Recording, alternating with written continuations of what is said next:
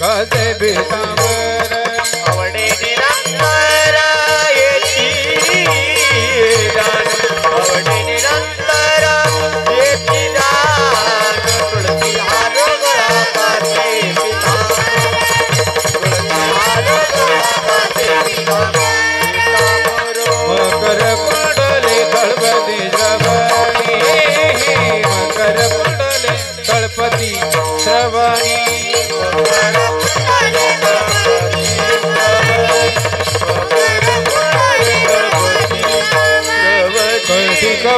कौस्तुभमणि विराजित कौस्तुभमणि विराजित तुळसी हार गळा घासे पीतांबर तुळसी हार गळा घासे पीतांबर कौस्तुभमणि विराजित कौस्तुभमणि विराजित तुळसी हार गळा घासे पीतांबर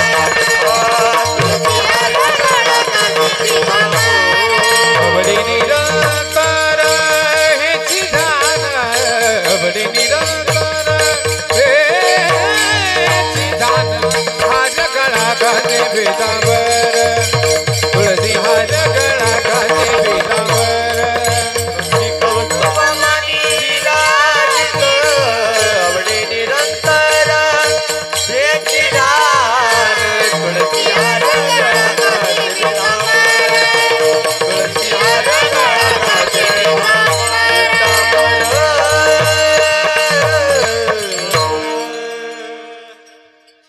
मनी माझे जिजवतो मनी माझे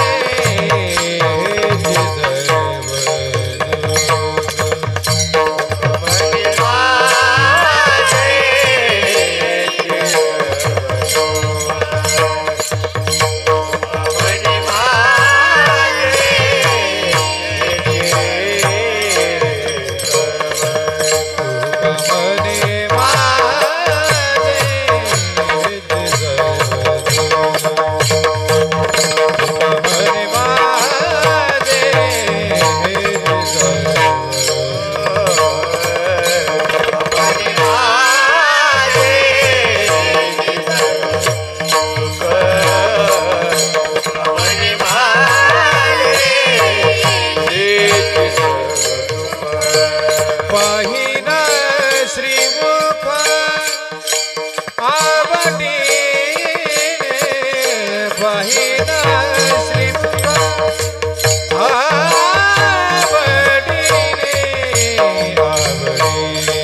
आवडी तुळसी हार तुळसी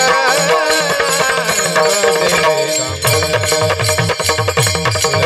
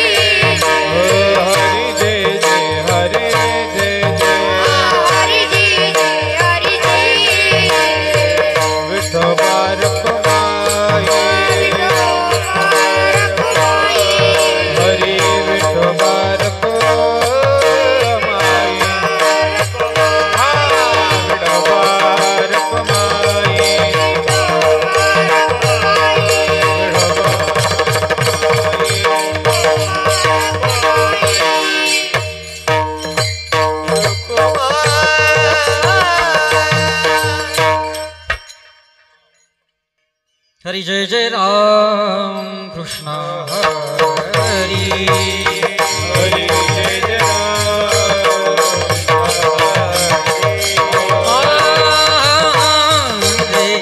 जय जय जय राम कृष्ण हरी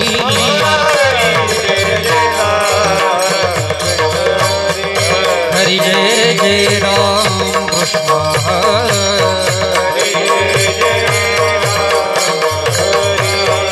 हरि जय जय राम कृष्ण हरि जय जय राम कृष्ण हरि हरि जय जय राम कृष्ण जय जय राम कृष्ण जय जय राम कृष्ण जय जय राम कृष्ण हरि जय राम कृष्ण जय राम कृष्ण राम कृष्ण जय जय राम हरि जय जय राम हरि जय जय राम हरि जय जय राम राम जय जय राम हरि जय जय राम जय जय जय राम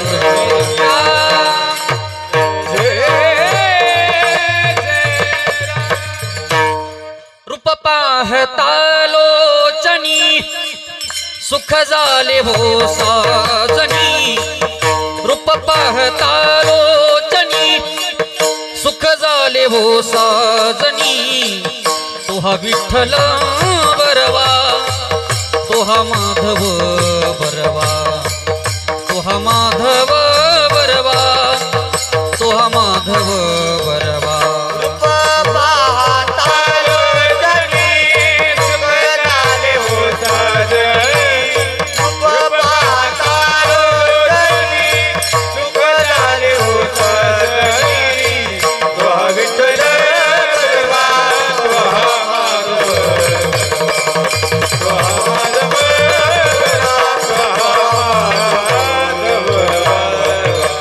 विठ्ठल बरवा तोहा माधव बरवा तोहा विठ्ठल बरवा तोहा माधव बरवा तोहा विठ्ठल बरवा तोहा माधव बरवा तोहा माधव बरवा तोहा माधव बरवा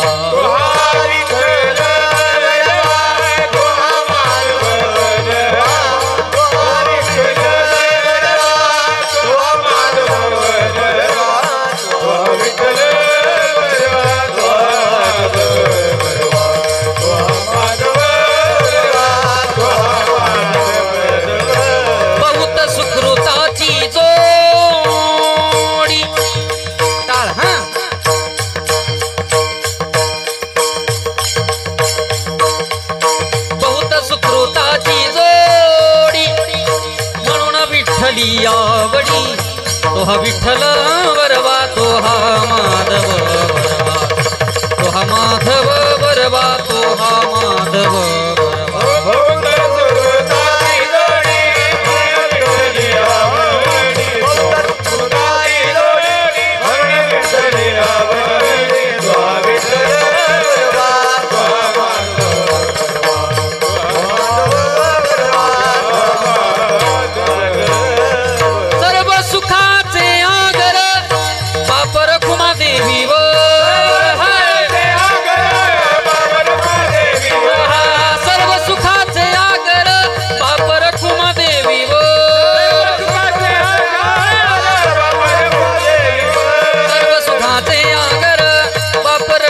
देवीवर सर्व सुखाचे आगर वापर खुमा देवीवर तोहा विठ्ठल बरवा तोहा माधव तोहा माधव बरवा तोहा माधव बरवा सर्व सुखाचे आगर वापर खुमा देवीवर सर्व सुखाचे आगर वापर खुमा देवीवर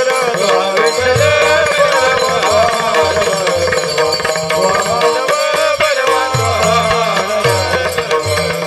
जय जय राम कृष्ण जय जय राम कृष्ण जय जय राम कृष्ण हरी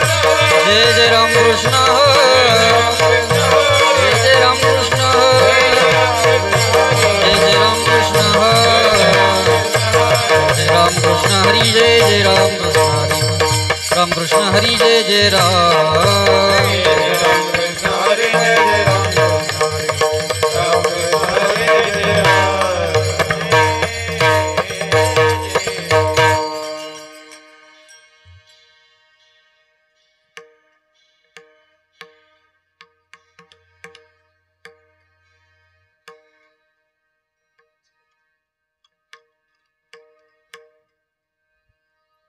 प्रारब्ध क्रियमाणा भक्ता संचित नाही जाण भक्ता संचित नाही जाणा भक्ता संचित नाही जाण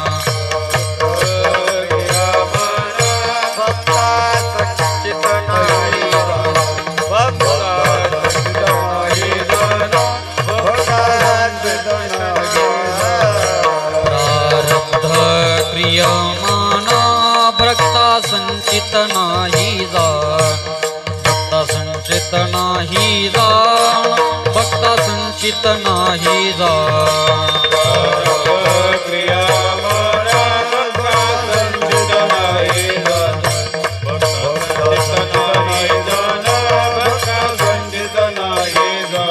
अवघा देवची झाला पाही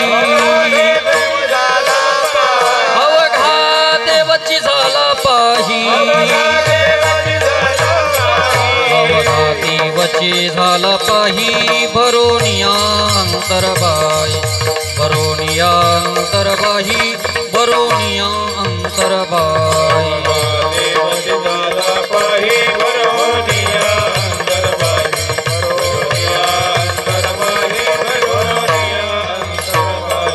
सत्वर जतमा बाधा नोहे हरिभक्तासी कदा हरिभक्तासी कदा नोहे हरिभक्तासी कदा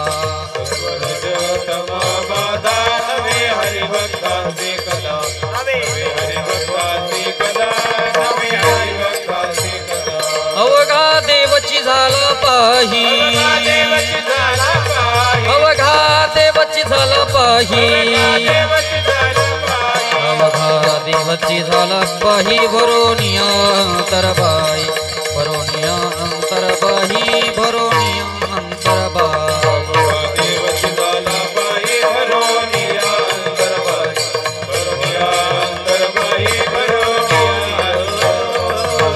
देव भक्तपणा तुका म्हणे नाही भिन्न तुका म्हणे नाही भिन्न तुका म्हणे नाही भिन्न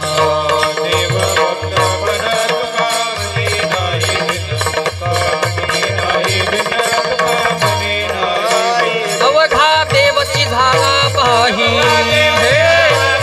अवघा देवची झाला पाही देवची झाला पाही भरोनिया अंतरबाई भरोनिया अंतरबाई भरोनिया अंतरबाई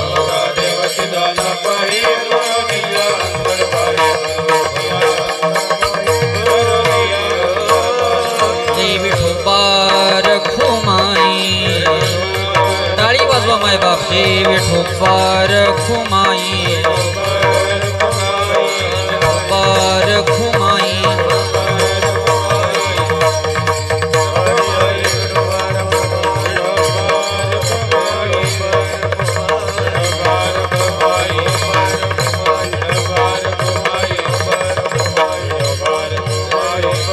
खुमाई ठोपार खुमाई ठोपार ठोपार ठोपार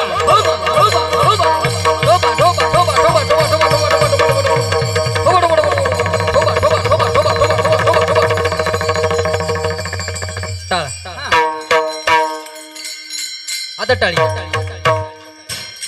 एकदा टाळ एकदा पखवाज आणि मग टाळी हा हा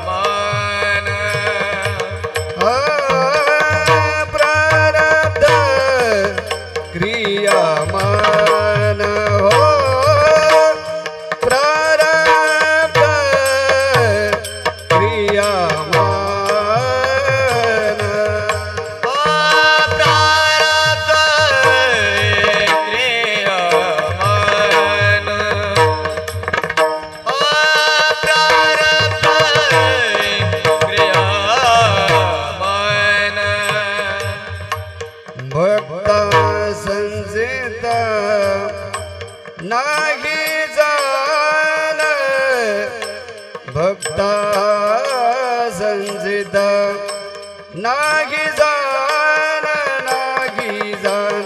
बघा देवाची झाला पागे अवघा देवाची झाला पाय भक्ता संचित नाही दान भक्ता संचित नाही दान अवघा देवाची झाला पाय अवघा देवाची झाला पाय प्रारब्ध क्रिया मान प्रारब्ध क्रिया मान प्रारब्ध क्रियामान प्रारब्ध क्रियामान भक्ता संजित नाही जाण भक्ता संजित नाही जाण अवघा देवाची झाला पाहे अवघा देवाची झाला पाहे भक्ता संचित नाही जाण भक्ता संचित नाही जाण अवघा देवाची झाला पाये अवघा देवाची झाला पाये भरोनिया कर पागी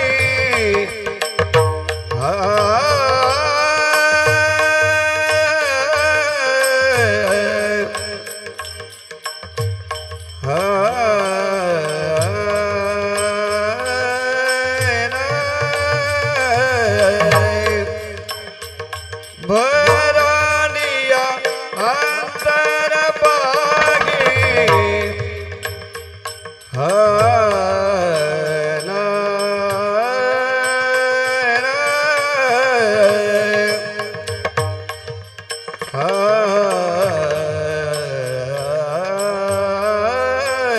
भरनिया अंतरभागी अंतरभागी अंतरभागी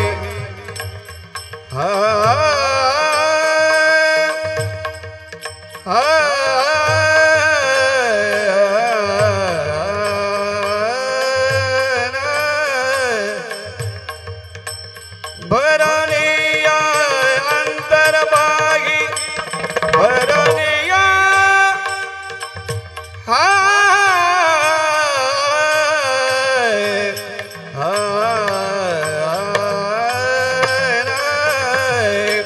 भरनिया अंतरभागी अंतरभागी भरनिया अंतरभागी भरनिया अंतरभागी अवघा देवाची झाला पाही अवघा देवाची झाला पाही भरोनिया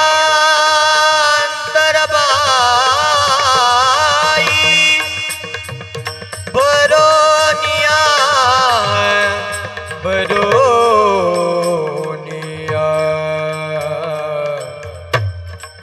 भरोनिया भरोनिया भरोनिया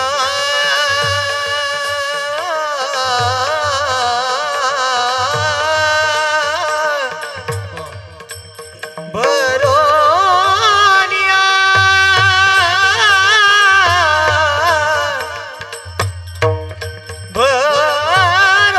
भरोनिया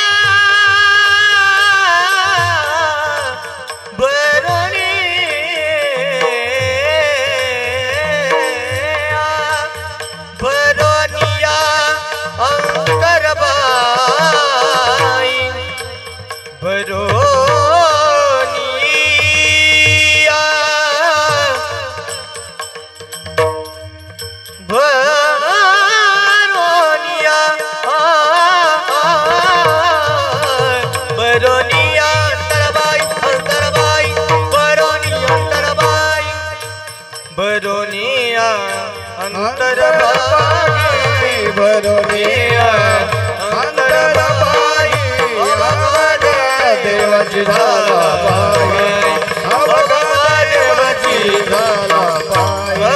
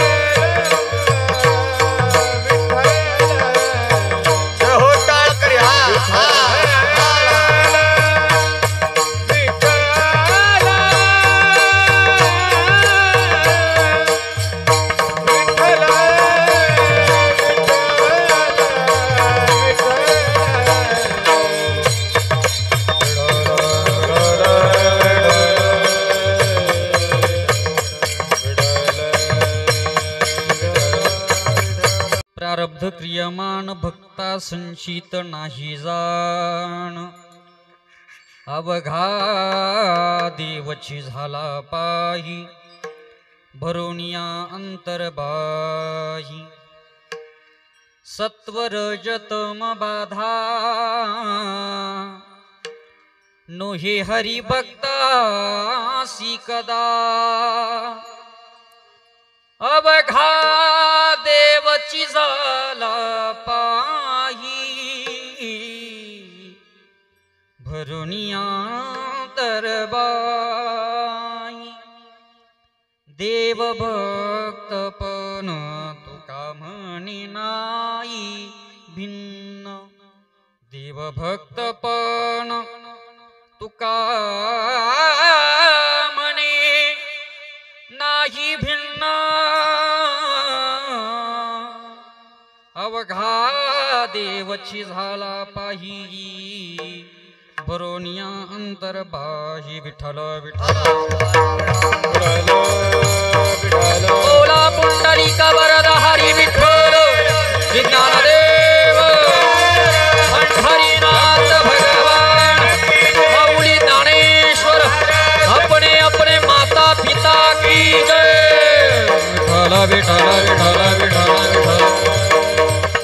प्रारब्ध क्रियमान भक्ता संचित नाही जाण अवघा देवची झाला पाही भरोनिया अंतरबाही समचरण सरोजम चंद्रनीलांबुदाभम जगननिहितपानी मंडनं मंडनानां तरुण तुलसीमाला कंदरं कंजनेत्रं सदैधवलहासं विठ्ठलं चिंतयामि पांडुरंगाकरू प्रथम नमन दुसरे चरण संताच्या त्यांच्या कृपादानी कथेचा विस्तारू बाबाजी सद्गुरुदास तुका कलावज्ञ जीवोधरार्थावतारम खलांकांक तेजोदिकामो दिवक्रम खलानीशवादापणोधार दक्षम समाधिस्तमूर्तिं भजे ज्ञानदेवम ओम नमो ज्ञानेश्वरा करुणाकरा दयाळा तुमचा अनुग्रह लादलो पावन झालो चराचरी पाहे पार धुजेचे चिरगुट राया जतन करिता कष्ट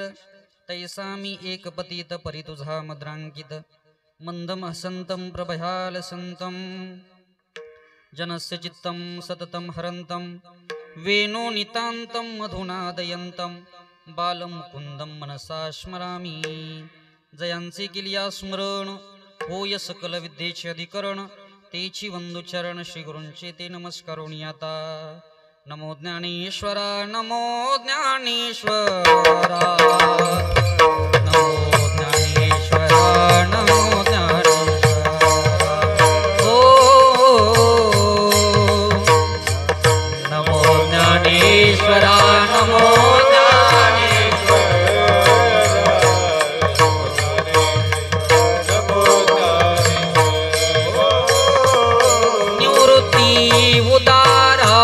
सोपान देवा निवृत्ती उदारा सोपान देवा निवृत्ती उदारा सोपान देवा निवृत्ती उदारा सोपान देवा निवृत्ती उदारा सोपान देवा मुक्ताबाई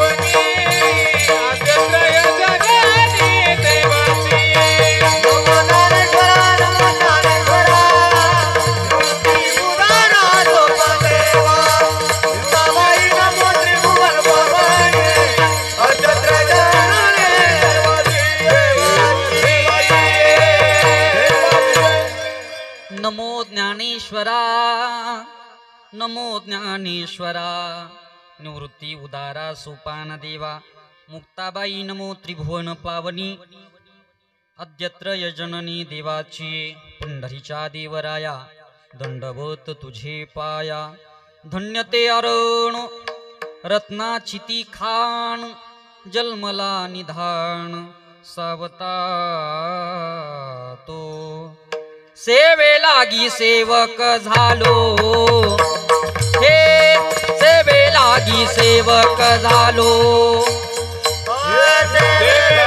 सेवक झालो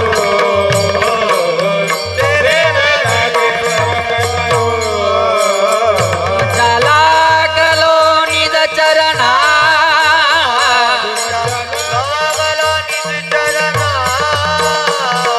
अहो स्वामी तुकया देवा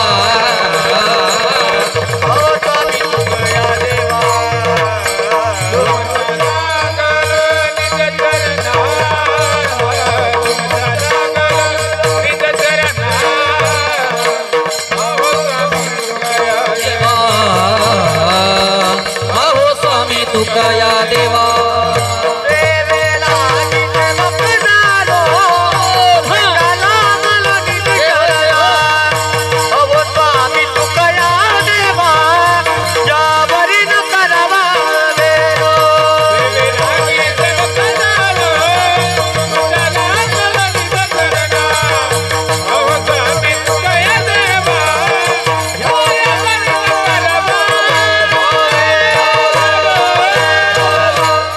सेवे लागी सेवक झालो तुमच्या लागलो निज चरणा अहो स्वामी तुकया देवा यावरी न करावा अभीर दत्त माझा दीनानाथ भक्ता लागी उभा सतत विठ्ठल विठ्ठल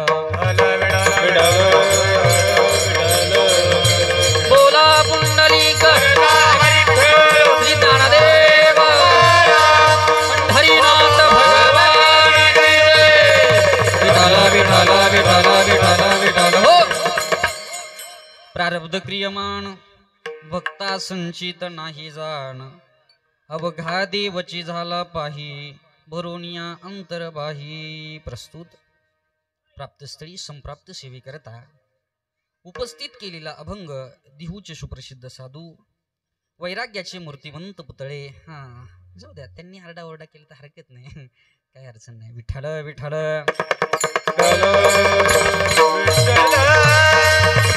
देहूचे सुप्रसिद्ध साधू जगद्गुरु जगदवंदनीय तुकोबाराया यांचा 4 चरणाचा संतपर प्रकरणातील संतांचं वर्णन करणारा अभंग सेवेकरता उपस्थित केला आहे. अभंगाचं निरूपण करण्याच्या अगोदर, अभंगावरती काहीसं बोलण्याच्या अगोदर अभंगाचा भाव आपल्याला कळायला पाहिजे.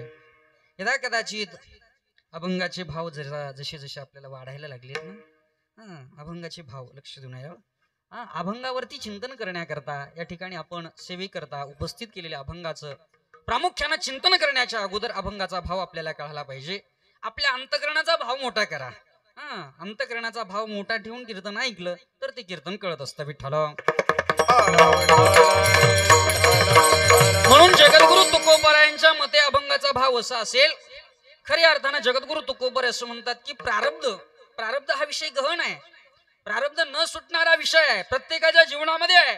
परंतु तरी जगद्गुरु तुकोबार असं काय म्हणतात की प्रारब्ध क्रियमान भक्ता संचित नाही जाण. अभंगाचा भाव कळून घ्या बरं. कीर्तन करण्याकरता पहिले 5 मिनिटं ध्यान देऊन कीर्तनात बसावं. विठ्ठल. म्हणून जगद्गुरु तुकोबारायांनी सांगावं की प्रारब्ध क्रियमान भक्ता संचित नाही जाण. प्रारब्ध हे भक्ताच्या संचितात नाहीये. मग तुम्ही आम्ही कोण आहोत? आम्ही सुद्धा भक्त आहोत. आता बसलेले तर भक्तच, आणि इथून बाहेर गेल्यानंतर कोण ज्याच्या त्याच्या नियोजनानुसार ज्याचं त्याचं जीवन असेल. परंतु जगद्गुरु तुकोबार असं म्हणतात की बाबा, जर प्रारब्ध जर असेल तर ते प्रत्येकाला भोगावंच लागतं. परंतु जगद्गुरु तुकोबारांच्या मते अभंग थोडासा खऱ्या अर्थानं 2 अर्थानं जगद्गुरु तुकोबारांनी अभंग म्हटलंय. मग जगद्गुरु तुकोबार अभंगाचं वर्णन करत असताना किंवा संतांचं वर्णन करत असताना, संतांचा महिमा सांगत असताना, संत उदार आहे बरोबर आहे. संत कोण आहे? संत श्रीमंत आहे. संताकडे श्रीमंती आहे, कशाची? विचाराची श्रीमंती आहे. संताकडे सगळं आहे. परंतु या ठिकाणी जगद्गुरु तुकोबारांनी असं का म्हटलंय की संतांना प्रारब्ध क्रियमान संचित नाही जाण, असे ते भक्त महात्मे आहेत. मग आता अवघा देवाची झाला पाहिजे. देव जर झाला तर देवाला प्रारब्ध चुकतोय, देवाला सुद्धा भोगावं लागतं. देवाला सुद्धा चुकत नाही. अवघा देवाची झाला पाहिजे बरोणी अंतर्बाही. मग आता ऐका, सत्व रज तम या अनेक प्रकारच्या बाधा असतात. मग ह्या बाधा जगद्गुरु तुकोबाराय म्हणतात नव्हे हरिभक्ताशी कदा. देवाला तर भोगावंच लागतं. परंतु आता शेवटच्या चरणाची मजा अशी आहे, माझ्याकडे लक्ष देऊन ऐका, कीर्तन लक्ष देऊन ऐका तर कीर्तन कळत असतं. चित्त देऊन ठाई ऐका आणि डोळे झाकून रात्र करू नका. विठ्ठल. म्हणून ऐका. मग आता काय, त्या जगद्गुरु तुकोबारायांनी म्हणावं की आता सत्व रजतम बाधा या हरिभक्ताला नाहीच आहे. मग आता काय, शेवटच्या चरणामध्ये देव आणि भक्त, लक्ष देऊन ऐका बरं, सर्वांगाचे कान करा. देव आणि भक्त हे वेगळे नसून देव भक्त पण तुका म्हणी नाही भिन्न, याच्या करता हे समजण्याकरता काटकोन त्रिकोणाचा म्हणजेच पायथ्या गोरसचा नियम डोळ्यासमोर आणायचा. विठ्ठल. कारण कोणाच्या समोरील बाजू सारख्या नसून त्या भिन्न आहे किंवा भिन्न नसून त्या एकच आहे. म्हणून देव आणि भक्त हे वेगवेगळे जरी दिसायला असेल परंतु नाही भिन्न तुका म्हणे नाही भिन्न. अवघा देवाची झाला पाही बरोणिया अंतर्बाही. अभंगाचा सरळ सरळ भाव आहे. विठ्ठल. बोला पुंडलिक वरदा हरी विठ्ठल ज्ञानदेव हरिनाथ भगवान की जय. म्हणून सरळ सरळ भाव असा आहे की प्रारब्ध क्रियमान प्रत्येकाला भोगावंच लागतं. परंतु थोडस अतिशोक्तीनं जगद्गुरु तुकोबारायांनी वर्णन केल्यामुळं या ठिकाणी जगद्गुरु तुकोबाराय काहीशा काळापुरतं असं बोलतात की प्रारब्ध क्रियमान भक्ताला संचित नाही, असा अभंगाचा भाव आहे. अभंगाच्या वरती काहीसं बोलण्याच्या अगोदर तुम्ही आम्ही किन निमित्त या ठिकाणी उपस्थित आहात. निमित्त सर्वांना ज्ञात आहे, तरी सालाबाद प्रमाणे याही वर्षी मोठ्या आनंदामध्ये मोठ्या उत्साहामध्ये खऱ्या अर्थानं भगवान दत्तात्रय महाराजांचा जन्मोत्सवाच्या निमित्तानं खऱ्या अर्थानं तुम्ही आम्ही सद्गुरू गंगागिरी महाराज, सद्गुरू नारायणगिरी महाराज यांच्या कृपा आशीर्वादानं श्री सच्चिदानंद सद्गुरू साईनाथ महाराज, सद्गुरू जनार्दन स्वामी महाराज आदी करून सर्व सकलादी संतांच्या वारकरी संतांच्या विचारानं आणि चालत असलेला त्यांच्या आशीर्वादानं प्रेरणेनं चालत असलेला अखंड हरिनाम सप्ताह मला वाटतं वर्ष 9 आणि या वर्षामध्ये पदार्पण करत असताना सुंदर असा महोत्सव, भक्ती महोत्सव या ठिकाणी सुरुवात केलेली आहे. आणि आज मला वाटतं 3रा दिवस आहे आणि 3ऱ्या दिवसाची सेवा तुम्हा सगळ्या सज्जन मायबाप श्रोतृ वर्गांच्या निमित्तानं अर्थात समस्त निमसेवाडी अर्थात निमगाव या ग्रामस्थ मंडळीच्या तर्फे अर्थात तरुण मित्र मंडळ असेल आणि त्यानंतर साई सावता ग्रुप असेल, ही सर्वच मंडळी तरुण मित्र मंडळ आबाल वृद्ध सर्वांच्याच अनुमोदानं या ठिकाणी सेवा माझ्याकडे, मग त्यामध्ये भजनी मंडळ असेल, ही सर्वच मंडळी असतील, सर्वांच्या चरणावरती मी साष्टांग प्रणिपात करतो, सर्वांना कोटी कोटी प्रणाम करतो. खऱ्या अर्थानं सर्वांना धन्यवाद देऊन खऱ्या अर्थानं अभंगावरती बोलण्याचा आपला प्रयास आहे, म्हणून या ठिकाणी उपस्थित असणाऱ्या सर्वांना कोटी कोटी प्रणाम देतो. या ठिकाणी सुंदर असं भजनाच्या माध्यमातून आणि गाण्याच्या माध्यमातून अर्थात या ठिकाणी सप्ताहाच्या नियोजनामध्ये आणि या सप्ताहाच्या ठिकाणी पारायण आहे आणि या पारायणामध्ये सर्वस्व जबाबदारी ज्यांची आहे ते आमचे परमादरणीय गुरुस्थानी असणारे हरिभक्ती पारायण तुकारामजी महाराज विलजाळे बाबांनाही कोटी कोटी प्रणाम करतो. सुंदर अशी बाबांनी गायचं आणि बाबांनी कीर्तनात उभं राहावं एवढी योग्यता आमची नाही. विठाला विठाला म्हणून मस्तक हे पायावरी या वारकरी संतांच्या बाबांना कोटी कोटी प्रणाम करतो. सुंदर असं सुंदर या ठिकाणी विना ज्यांनी घेतला आणि सुंदर भजनाची चाल अर्थात मला वाटतं बऱ्याच 2-3 वर्षापासून आपल्याला लाभलेलं व्यक्तिमत्व आहे, वारकरी रत्न आहे, भजन भूषण आहे, असे असणारे हरिभक्ती पारायण मला वाटतं शरदजी महाराज दिघे ना, शरदजी महाराज दिघे बाबांच्या करता जोरात टाळी वाजवा. गोड आवाज आहे महाराज. ही मंडळी एकाहून एकाहून बळी रे. आणि त्यानंतर या ठिकाणी हरिभक्ती पारायण सुंदर आमचे हरिभक्ती पारायण सागरजी महाराज माझे गुरुबंधूच आहेत, म्हणून सागरजी महाराज यांच्या पंचरत्न गुरुकुलातील विद्यार्थी आणि महाराष्ट्रातील एक नामवंत गायक आता तयार जे झालेले आहेत ते हरिभक्ती पारायण कार्तिकजी महाराज शिंदे, त्यांच्याकरता जोरात टाळी वाजवा. सुंदर असं गोड आवाज आहे त्यांचा आहे. आमचे विणीकरी महाराज आपल्याच गावातले आहेत ना, त्यांच्याकरता जोरात टाळी वाजवा. जोरात आपला माणूस आहे तो उभा आहे. म्हणून सर्वांना त्या माता माऊलीच्याही चरणावरती साष्टांग प्रणिपात. ही सर्वच भजनी मंडळी आणि खऱ्या अर्थानं आपल्या सप्ताहाला लाभलेलं वैभव आणि आपल्या जवळजवळ खऱ्या अर्थानं या परिसराचं नवे आपल्या अहिल्यानगर जिल्ह्याचं भूषण असणारं ही सर्वच आमच्या हरिभक्ती पारायण संतोषजी महाराज दीक्षित सुंदर असं गुरुकुलातील ही सर्वच विद्यार्थी मंडळी. खऱ्या अर्थानं महाराज आपल्याला घरातला एक मुलगा सांभाळता येत नाही महाराज. एक मुलगा इतका बेजार करतो आमची 1.5 वर्षाची आहे पण इतकी बेजार करते महाराज, इतकी बेजार करते. तिच्या मागेच पळावं लागतं दिवसभर. कोणाचा फोन आला कुठं म्हणजे पुरीच्या मागे, म्हटलं नेमकी बाबा कोणत्या पुरीच्या मागे. विठाल म्हणून खऱ्या अर्थानं सांगून जातो आमचं वारकरी वैभव आणि गोड स्वभाव आहे. आमच्या गुरुस्थानी खऱ्या अर्थाने ही मंडळी आहेत, म्हणून परमपूजनीय आदरणीय संतोषजी महाराज दीक्षित महाराजांनाही कोटी कोटी प्रणाम करतो. ही सर्वच विद्यार्थी आहे, सर्वांना दंडवत प्रस्थापित करतो. या ठिकाणी सर्वांच्याच चरणावरती मी साष्टांग आमचे हार्मोनियम वादक महाराज त्यांनाही धन्यवाद आहे. सुंदर अशी साऊंड सिस्टीम मला वाटतं हरिभक्ती पारायण दिनाकांत महाराज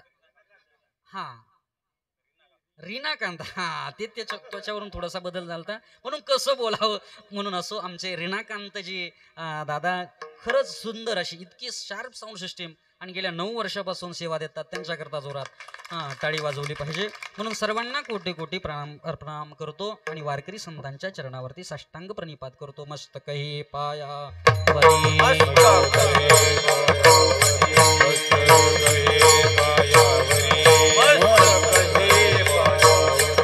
वारकरी संतांच्या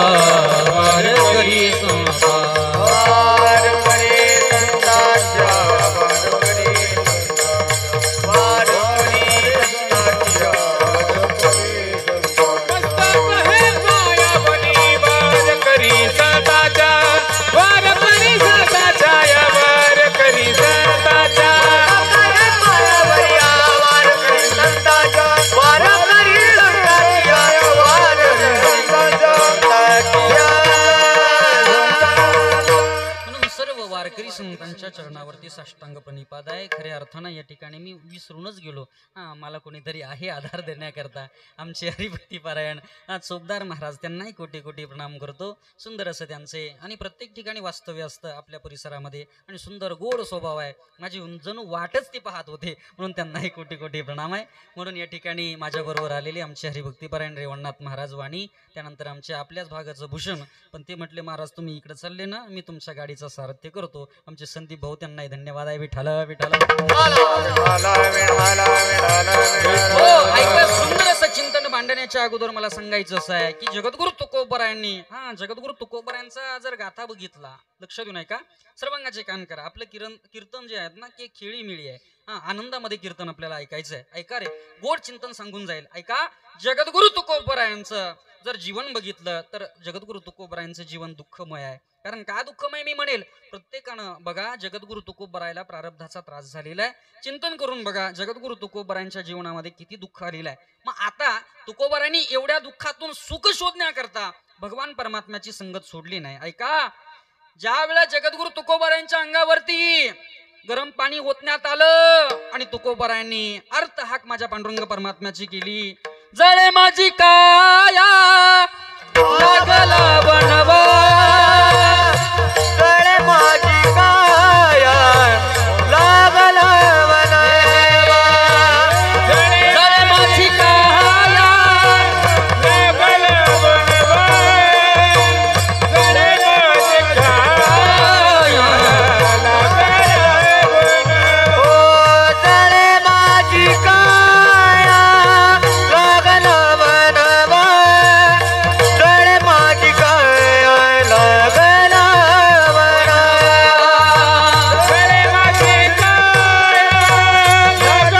बनवा.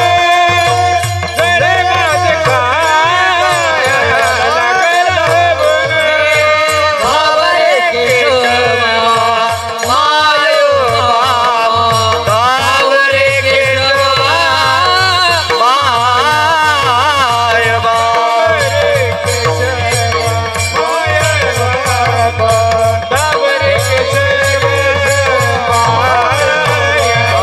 दावरे केशवा माय बाप, दावरे केशवा.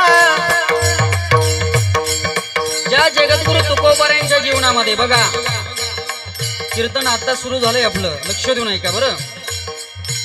आता जगद्गुरु तुकोबरायांच्या अंगावरती गरम पाणी ओतलेलं आहे, परंतु तरी सुद्धा जगद्गुरु तुकोबरायांनी धावा कोणाचा केला?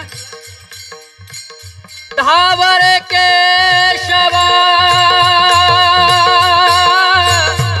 माय बापा, माय बापा, दावरे केशवा,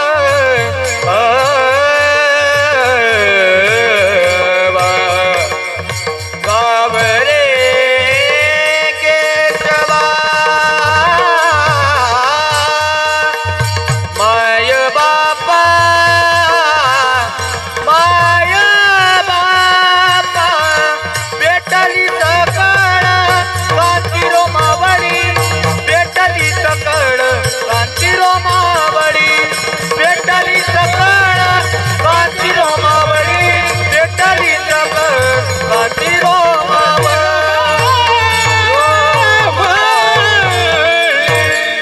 ज्या जगद्गुरु तुकोबरायांवरती माय टाळी वाजवा सर्वांनी.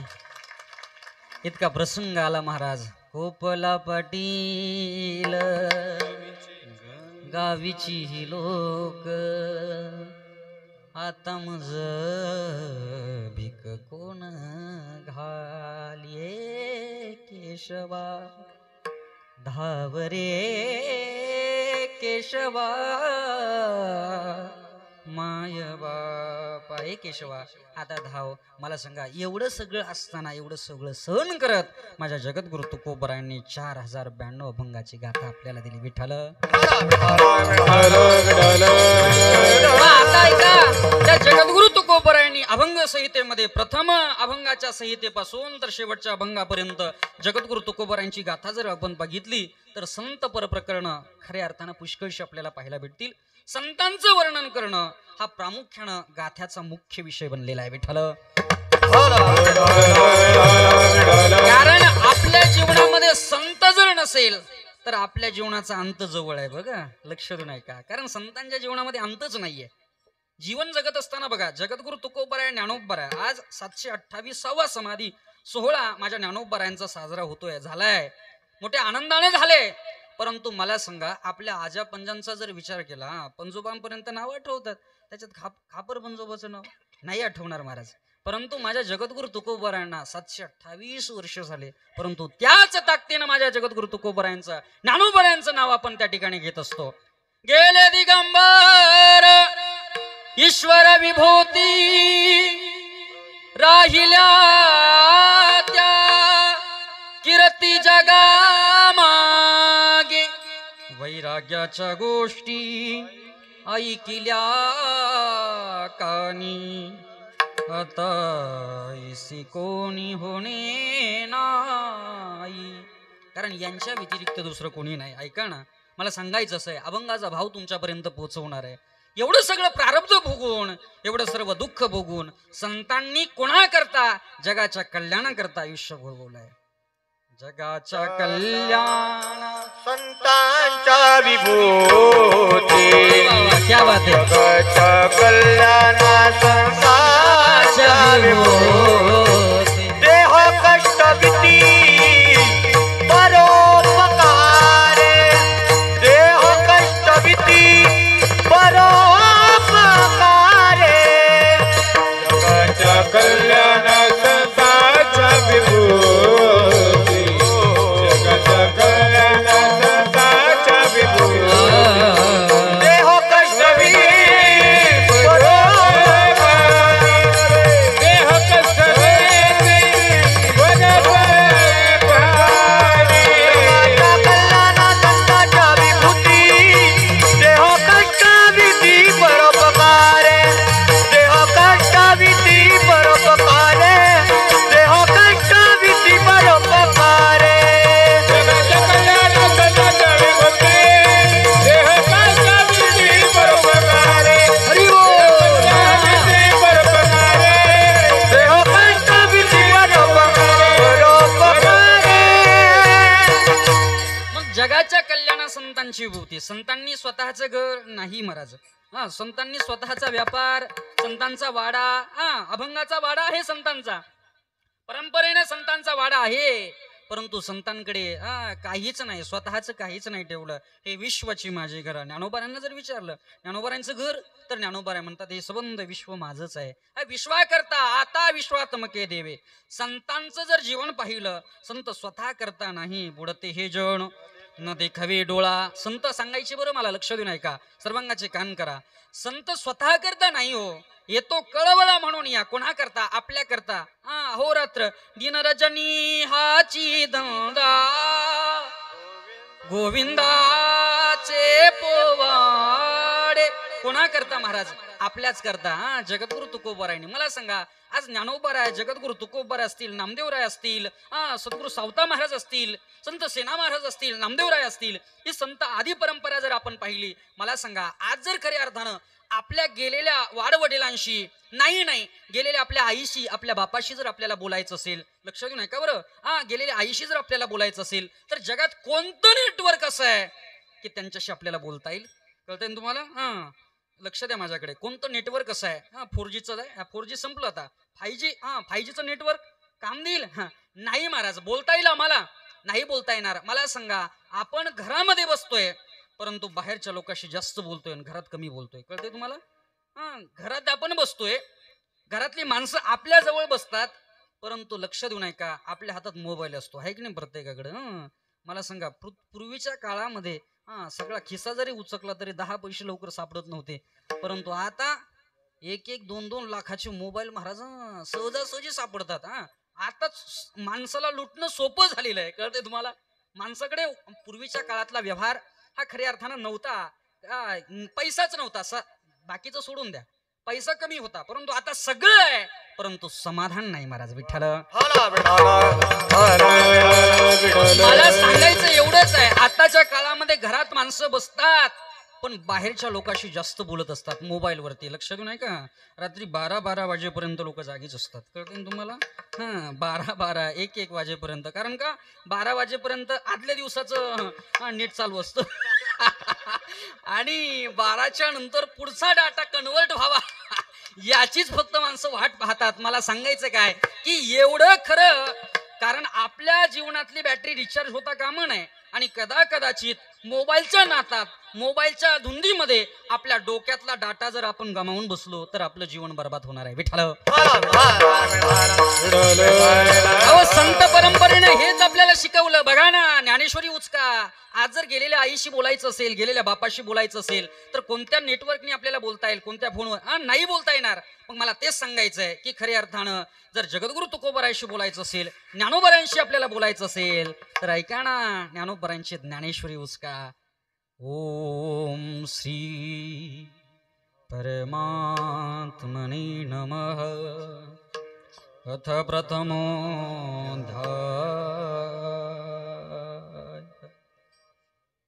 श्री गणेशाय नमः.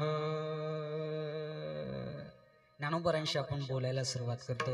मला सांगायचं काय की एवढं सोपं ज्ञानोबारायांनी करून ठेवलंय, एवढं सोपं जगद्गुरु तुकोबारायांनी करून ठेवलंय. मग मला सांगा ना, आपल्याला का त्यांच्या पावलावर पाव ठेवता येत नाही? का त्यांच्या मार्गाने जाता येत नाही? का त्यांचा अनुवाद आपल्याला करता येत नाही? नाही महाराज, कारण आपण फक्त कीर्तनात बसतोय, 2 तास फक्त कीर्तन ऐकतोय आणि घरी गेल्याच्या नंतर पुढचं पाठ होतंय, मागचं सगळं सपाट होऊन जातंय. आणि मला सांगा, आता इथं बसल्यापैकी मी सगळ्यांना विचारतो, काल बाबांनी कोणता अभंग घेतला होता बरं? सांगा आता. विठ्ठल विठ्ठल. मला एवढं सांगायचं आहे की जीवन जगत असताना संत काय महत्वाचे आहे संतांच्या जीवनामध्ये. महाराज तुम्ही सांगाल हो. विठ्ठल विठ्ठल. आजचे लोक आपल्याला काय म्हणतील, त्यांचा तो धंदाच आहे. लोक म्हणतील ना असं. म्हणून सांगण्याचं तात्पर्य एवढंच आहे, कारण जीवन जगत असताना ज्ञानोबा तुकोबाराचे विचार काय महत्वाचे आहे ते आपल्या जीवनाला आकार देऊन जातात महाराज. आणि ते आपल्या जीवनाला आकार देतात आणि आपल्या जीवनाचं समृद्धतेकडे चाललेली वाटचाल, ज्ञानाकडे चाललेली वाटचाल खऱ्या अर्थानं आपण तपासून पाहिली पाहिजे. आपण कोणत्या ठिकाणी आहोत? मग ऐका, संतपर जीवन जर पाहिलं तर संतांच्या जीवनामध्ये दुःख आहे. संतांच्या जीवनामध्ये दुःख आहे, संतांना भोगावंच लागलेलं आहे. कारण ज्ञानोबारायांचा विचार, ज्ञानेश्वरीचा जर विचार पाहिला तर ज्ञानोबारायांनी ज्ञानेश्वरी खऱ्या अर्थानं जिवंत माणसाला सांगितलीच नाही. जिवंत माणसाला सांगितलीच नाही, मेलेल्या माणसाला जागा केलं. आणि खऱ्या अर्थानं ज्ञानोबारायांनी ज्ञानेश्वरी सांगितली आणि सच्चिदानंद बाबा आदरे लेखकू झाला. मला सांगायचं काय, ज्ञानेश्वरीची उत्पत्ती होत असताना मेलेला माणूस जागा होतोय. कळतंय ना तुम्हाला? झोपले नाहीत ना तुम्ही? ज्ञानेश्वरीचा जन्म होत असताना मेलेला माणूस जागा होतोय. आणि आज जर परिस्थिती जर बघितली, ज्ञानेश्वरीची पारायण आपण गावागावी करतोय. खऱ्या अर्थानं ही सांगण्याची गरज आहे महाराज. बऱ्याच ठिकाणी आपण पाहिलं, परंतु त्या ठिकाणी मोजून महाराज बोटावरती मोजण्यासारखी लोक आपल्याला पाहायला भेटतात खऱ्या अर्थानं. आणि इथं आल्यानंतर मला आनंद वाटला, हा तरुण मंडळींचा उत्साह पाहिला. आणि श्री गुरुचरित्राचं पारायण आपण या ठिकाणी करतायत. मोठ्या प्रेमानं सर्वांकरता टाळी वाजवा महाराज. एवढं मोठं वैभव आहे, एवढं मोठं प्रेम आपण खऱ्या अर्थानं गुरुदेव दत्त भगवान परमात्म्यावरती करतायत, सद्गुरू जनार्दन स्वामी महाराजांवरती करतायत, सद्गुरू सावता महाराजांवरती करताय. कारण त्यांचं जीवन आपल्या जीवनातलं कुठेतरी साम्य असलं पाहिजे. आपण कुठेतरी त्यांच्या जीवनाचा अनुवाद आपल्या जीवनामध्ये केला पाहिजे. कारण नुसतं कीर्तन चालू आहेत, अनेक वर्ष झालेत महाराज, अनेक वर्ष झालेत. बऱ्याच ठिकाणी खूप मोठी मोठी परंपरा आहे, परंतु तिथं महाराज काही भजनी मंडळ सुद्धा तयार झाली नाहीत. मला ते सांगायचंय, कुठं खंत वाटते. मला एक सांगायचंय की जीवन जगत असताना संत प्रकरणानं किंवा संत परंपरेनं गेलं तर आपल्या जीवनात कुठेतरी आपल्याला सुख भेटणार आहे. विठ्ठल ऐका, देवाचं वर्णन केलंय ज्ञानेश्वरीमध्ये. ऐका, यशस्वी अवतार्य ज्ञान वैराग्य ऐश्वर्य हे 6 गुणवर्य वसती जेत, म्हणून तो भगवंतो निसंगाचा संगातू पार्था दत्त चित्तू होई. आता देवाचं वर्णन कमी शब्दामध्ये आहे, परंतु संतांचं वर्णन करत असताना दैवी संपत्तीचे जगद्गुरु तुकोबारायांनी 26 गुण सांगितलेले आहे. विठ्ठल संतांचं वर्णन मोठं आहे, कारण संतांशिवाय प्राप्ती नाहीये महाराज. संतांशिवाय देव कळतच नाही. संताविना प्राप्ती नाही, संताविना प्राप्ती नाही, संताविना प्राप्ती नाही, संताविना प्राप्ती नाही. ऐसे वेद, ऐसे वेद, ऐसे वेद देती ग्वाही, संताविना प्राप्ती नाही, संताविना प्राप्ती नाही.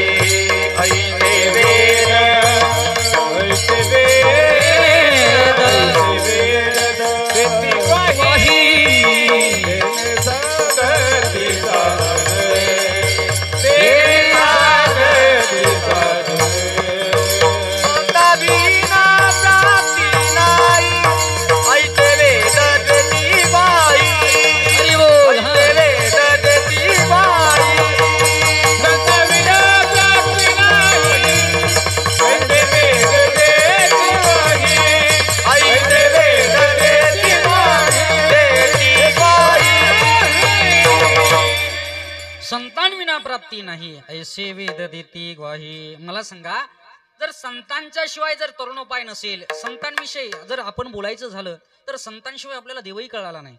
बघा ना, सावतोबरायांच्या करता देव आले, ज्ञानोबरायांकरता देव आले, आपल्या करता आपली माणसं जवळजवळ थांबत नाही. जर एखाद्या पाहुण्याने फोन केला ना, का रे बाबा मी येतोय आज सासूरवाडीला, जरी म्हटलं तरी ते म्हणतात आज नका येऊ, आज आमचे कांदे काढायचे, कारण कांद्याचे भाव शिकायला लागलेत ना. विठ्ठल विठ्ठल. मग मला सांगा, माणूस माणसावरती किती प्रेम करतोय, हे प्रेम दाखवण्यापुरतं असतं महाराज. किती बघा, कधी काळी जर आपण फोन केला एखाद्याला, विचारलं बाबा रे लई दिवसातून आज तुझी आठवण आली, नाही नाही तुमचाच नंबर शोधत होतो महाराज. आता तो कोणाला कॉल करत होता, कुठं काही नेटवर्क मेसेज पाठवत होता त्याची त्याला माहिती आहे, परंतु माणूस गोड बोले आहे इतकं मान्य करावं लागेल. विठ्ठल. अहो संत ज्या वेळेला खऱ्या अर्थानं गोड बोलण्याची वेळ येते त्यावेळेला हाताला धरून सांगतात, करे टाळी बोला मुखी नाम विठ्ठल विठ्ठल मना वेळो वेळा, मना वेळो वेळा लागोनिया पाया विनवितो तुम्हाला, लागोनिया पाया विनवितो तुम्हाला. क्या बात है, वाह.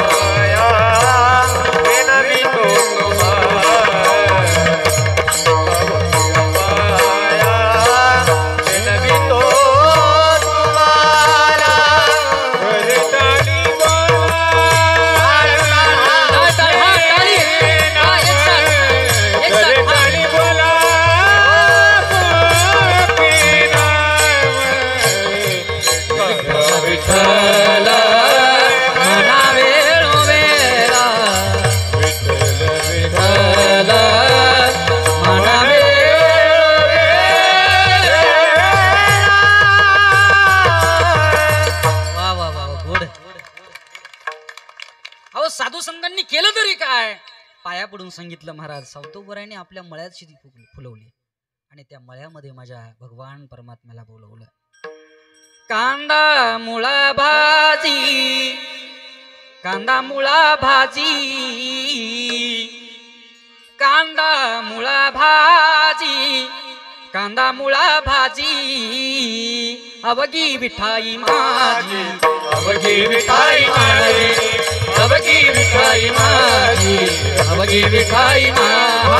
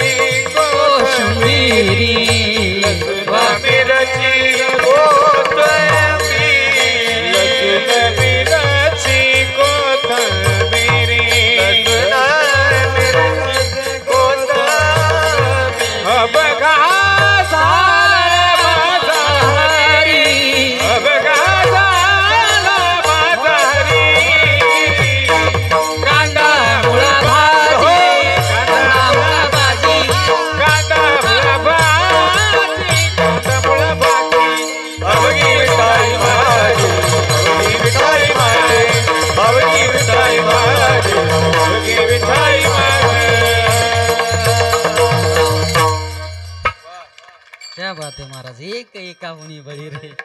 ज्या सावतोबरायांनी आपल्या मळ्यामध्ये विठ्ठलाला बोलवलं महाराज. मोठनाडा विहीर दोरी, मोठनाडा विहीर दोरी, अवघी व्यापी ली पंढरी, कांदा मुळा भाजी, कांदा मुळा भाजी. या संतांनी केलं तरी काय महाराज, संतांनी आपल्या मळ्यात विठ्ठलाला बोलवलं. मग मला तेच सांगायचंय, मग आपल्या अंतकरणात आपण का ठेवू नये. मग ऐका ना, संतांनी जगाच्या कल्याणाकरता स्वतःवरती प्रारब्ध भोगलंय, स्वतःच प्रारब्ध.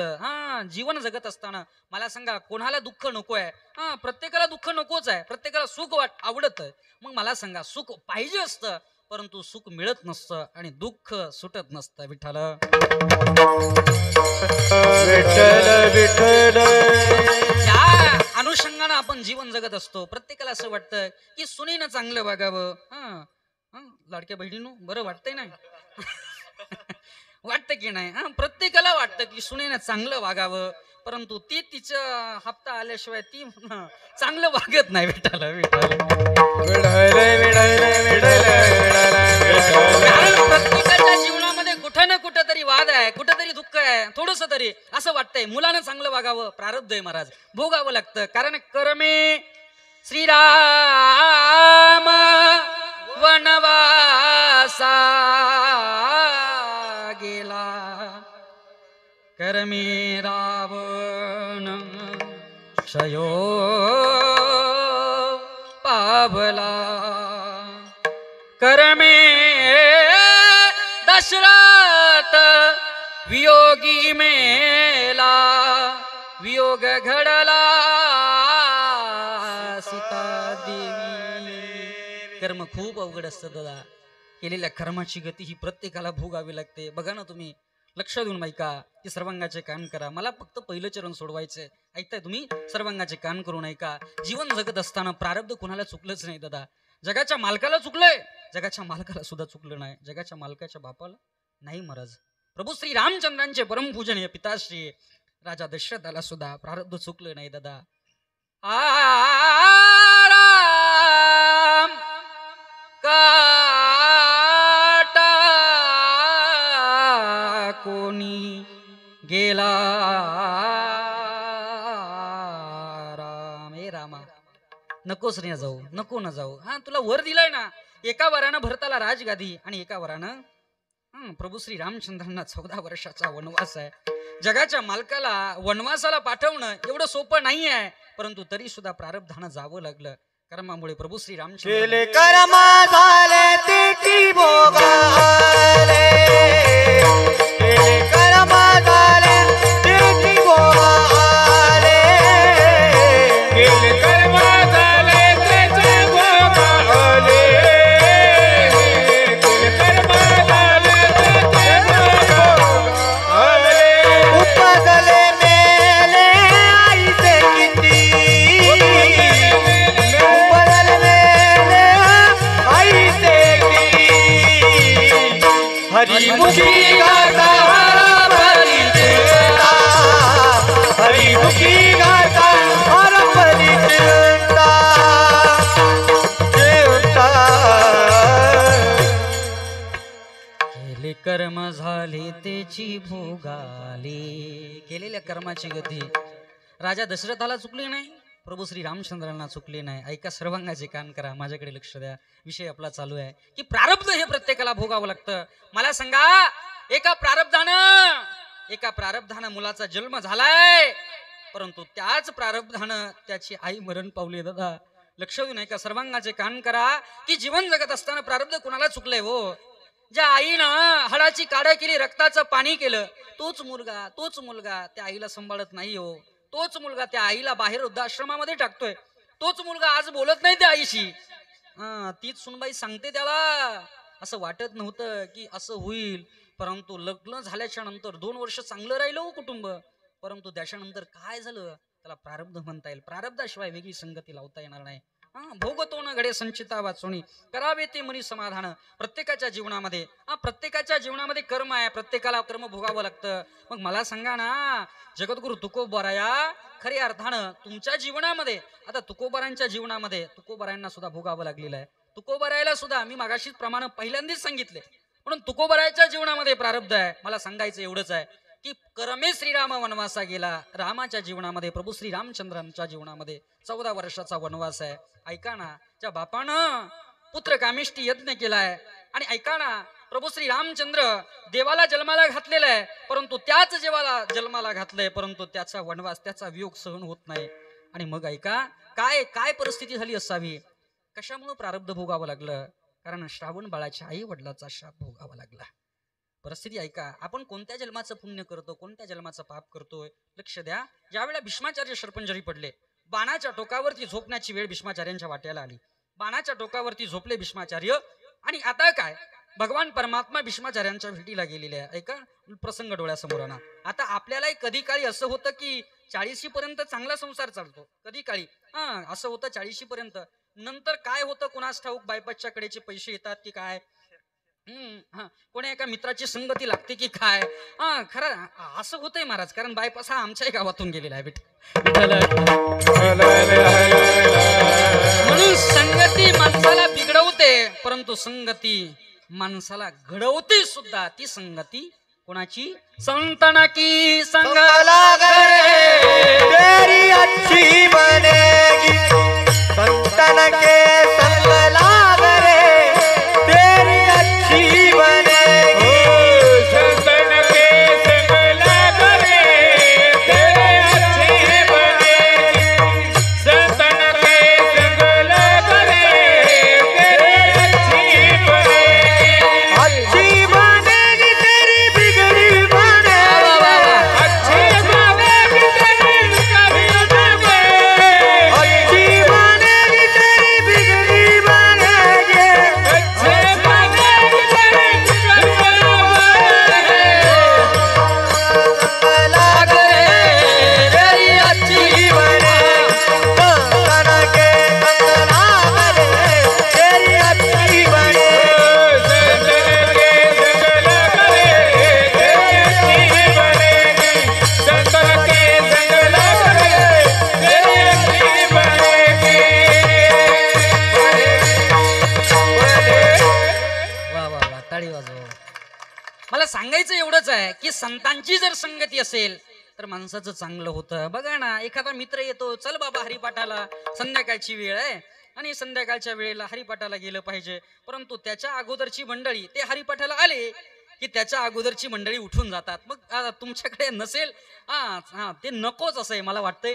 परंतु त्याच्या अगोदरची मंडळी जवळजवळ 12 वाजता घराच्या बाहेर पडतात आणि 5 वाजेपर्यंत ते मस्तपैकी मारुतीला.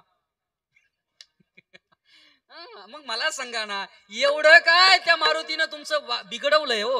मला ते सांगायचंय की खऱ्या अर्थानं तुम्ही त्याच्याच कडे बसतात आणि त्याचीच टवाळी करतात. मला सांगायचं एवढंच आहे.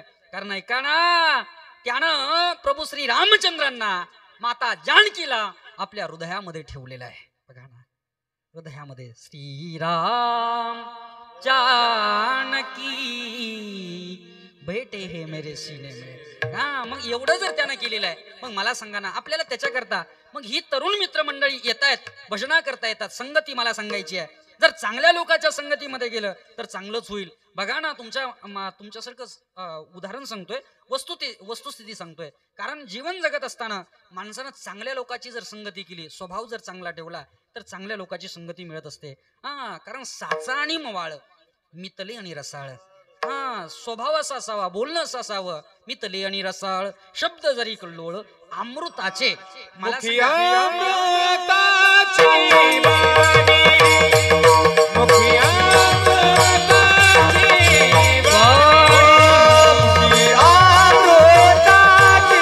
वाणी, अमृताची वाणी, अमृताची वाणी, देह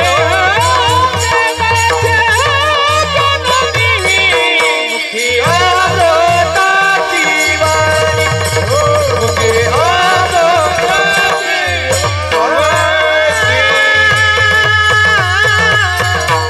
हो मुखामध्ये साखर असावी. मुखी अमृताची वाणी, मुखामध्ये खऱ्या अर्थानं गोडवा असावा, मुखामध्ये गोडवा असावा, चांगल्या लोकांची संगत असावी. काय झालं, चुकलं तेवढंच भीष्माचार्यांचं. एका बाजूनं 5 पांडव आहेत, त्यांना माहिती नव्हतं तोपर्यंत 5 लोकांचा सुद्धा विजय होतो, त्यांना माहिती नव्हतं. कारण खऱ्या अर्थानं एका बाजूनं आपण राजकीय चित्रपट जर पाहिलेला आहे, कारण 1 महिन्यापूर्वी उलगडलाय, खऱ्या अर्थानं सगळे त्याच्याकडेच होते. आता मला सांगायचं काय की आपण सगळ्यांनी पाहिलेलं आहे. मग मला तेच सांगायचंय की खऱ्या अर्थानं विजय झाला कुणाचा? ज्याच्या बाजूनं सत्यता आहे आणि ज्याच्या नावावरती धर्म आहे त्याचाच विजय झाला. कारण धर्माकरता रडले, धर्माच्या करता माझ्या संतांनी आपलं जीवन अर्पण केलेलं आहे.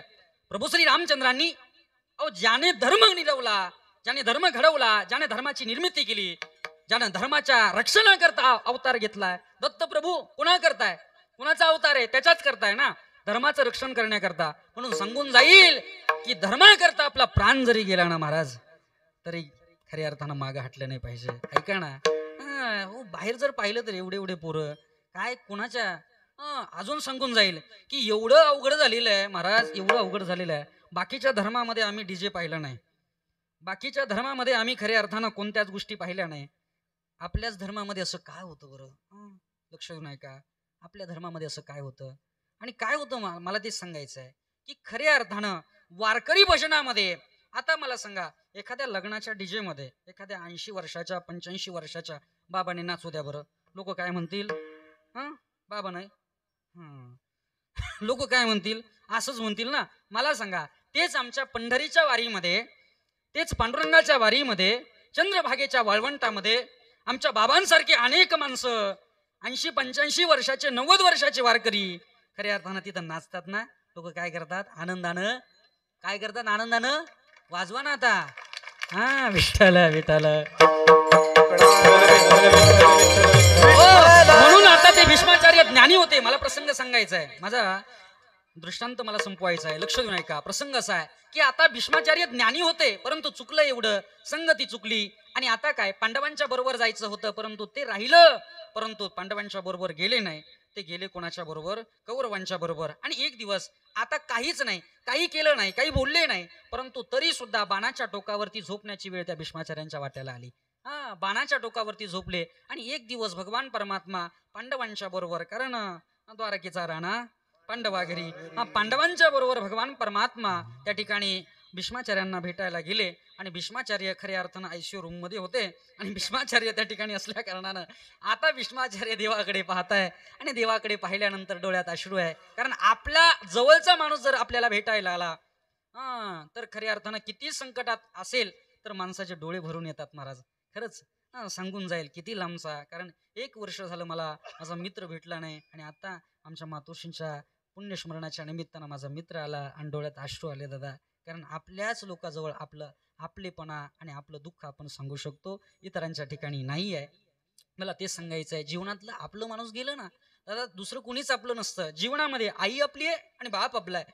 कारण जीवनामध्ये निस्वार्थ प्रेम करणारं ते पात्र आहे ना, ते फक्त आई बापाचं आहे. माझा विषय भरकटतोय, परंतु सांगून जाईल. प्रत्येकाची आई आठवा, प्रत्येकाचा बाप आठवा. बापानं काय केलं आणि आईनं काय केलं दादा.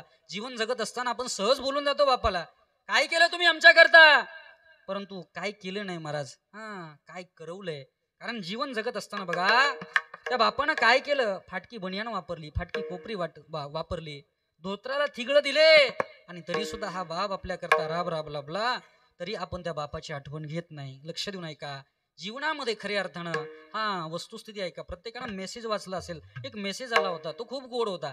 त्याच्यात असं लिहिलेलं होतं, बाकीचे अनेक फोन त्या ठिकाणी आपल्याला येत असतात, परंतु मला एक फक्त मुद्दा सांगायचा त्याच्यातला, की खऱ्या अर्थानं परंतु बापाचं जर आपल्याला फोन आला ना, किती आपण मीटिंग मध्ये असो, किती 4 चौघात बसलेलं असो, कुठे असो ना, तर बापाचा फोन उचलल्याशिवाय लावू नका. का? याच्या मागचं कारण सांगतो.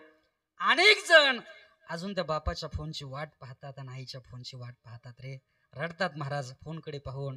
मला सांगायचं एवढंच आहे, कारण माझ्या जीवनाची दुर्दशा अशी आहे की गेले 1 वर्ष पूर्ण झालंय मी माझ्या आईची वाट पाहतोय दादा. गेले वर्ष झाले माझ्या आईच्या फोनची वाट पाहतोय. वय नव्हतं हो तिचं जाण्याचं, परंतु प्रारब्धानं ते सगळं भोगावं लागलं. प्रारब्धानं ते भोगावं लागलं. 3 वर्ष पळालो दादा, 3 वर्ष पळालो, परंतु नाही आई राहिली. विठ्ठल विठ्ठल.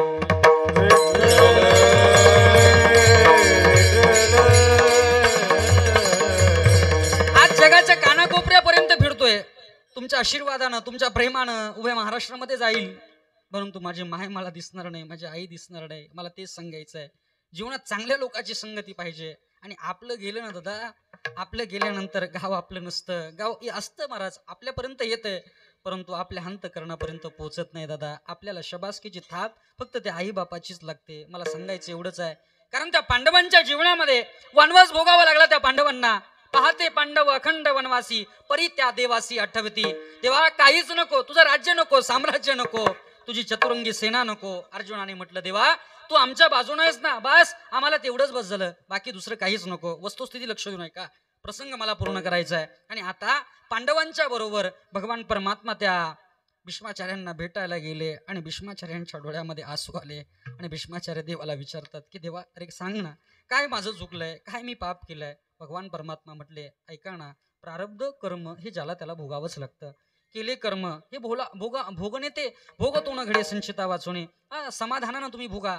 देवा मी समाधानानं भोगायला तयार आहे, परंतु खाल्ल्या मिठाला जागलेला मी होतो. एवढं सगळं चांगलं करून सुद्धा माझ्या वाट्याला बाणाच्या टोकावरती झोपण्याचं प्रारब्ध का यावं. बघा वस्तुस्थिती अशी आहे, जर आपण कधी काळी महाराज 50 पर्यंत काहीच नसतं आणि 50 ओलांडली की खऱ्या अर्थानं मनक्याची त्रास मग होता की नाही.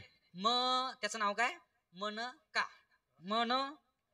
लक्ष देऊन ऐका. तो मन काय, तो खऱ्या अर्थानं कधीतरी 50 नंतर चालू होतो. कारण ज्या वेळेला कष्ट करायचे दिवस असतात त्यावेळेला हा मनका झोपलेला असतो, त्यावेळेला हा त्रास देत नाही. परंतु एकदा की हा बसला की मनका जागा होतो. विठ्ठल विठ्ठल. मला सांगायचं एवढंच आहे की खऱ्या अर्थानं आयुष्य पुढे निघून गेलं. आता सुखा समाधानाचे दिवस आहे, आता बसून खायचंय, आता लेकरं आपल्या हातावरती घास भरवतील किंवा हा घास देतील. परंतु आता त्या ठिकाणी खरं नसतं. कारण आपण डॉक्टरकडे गेलं, डॉक्टर म्हणतात काय तुमच्याकडे, म्हटले काही नाही, पूर्वी पडका वाडा होता, पडकं छप्पर होतं, परंतु आता बंगला झालेला आहे, सोफा सेट घेतलेला आहे, आत्ताच मुंबईच्या मुलानं 50,000चा घेऊन आलेला आहे, त्याच्यावरती फॉर्मची गादी आहे, सगळं काही व्यवस्थित आहे.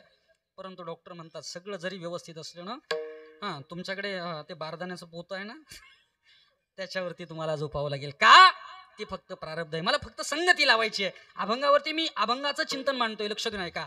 कारण मला संगती लावायची का, ते प्रारब्धामुळं. कारण जीवन जगत असताना प्रत्येक गोष्टीला आपल्याला प्रारब्ध मान्य करावं लागतं.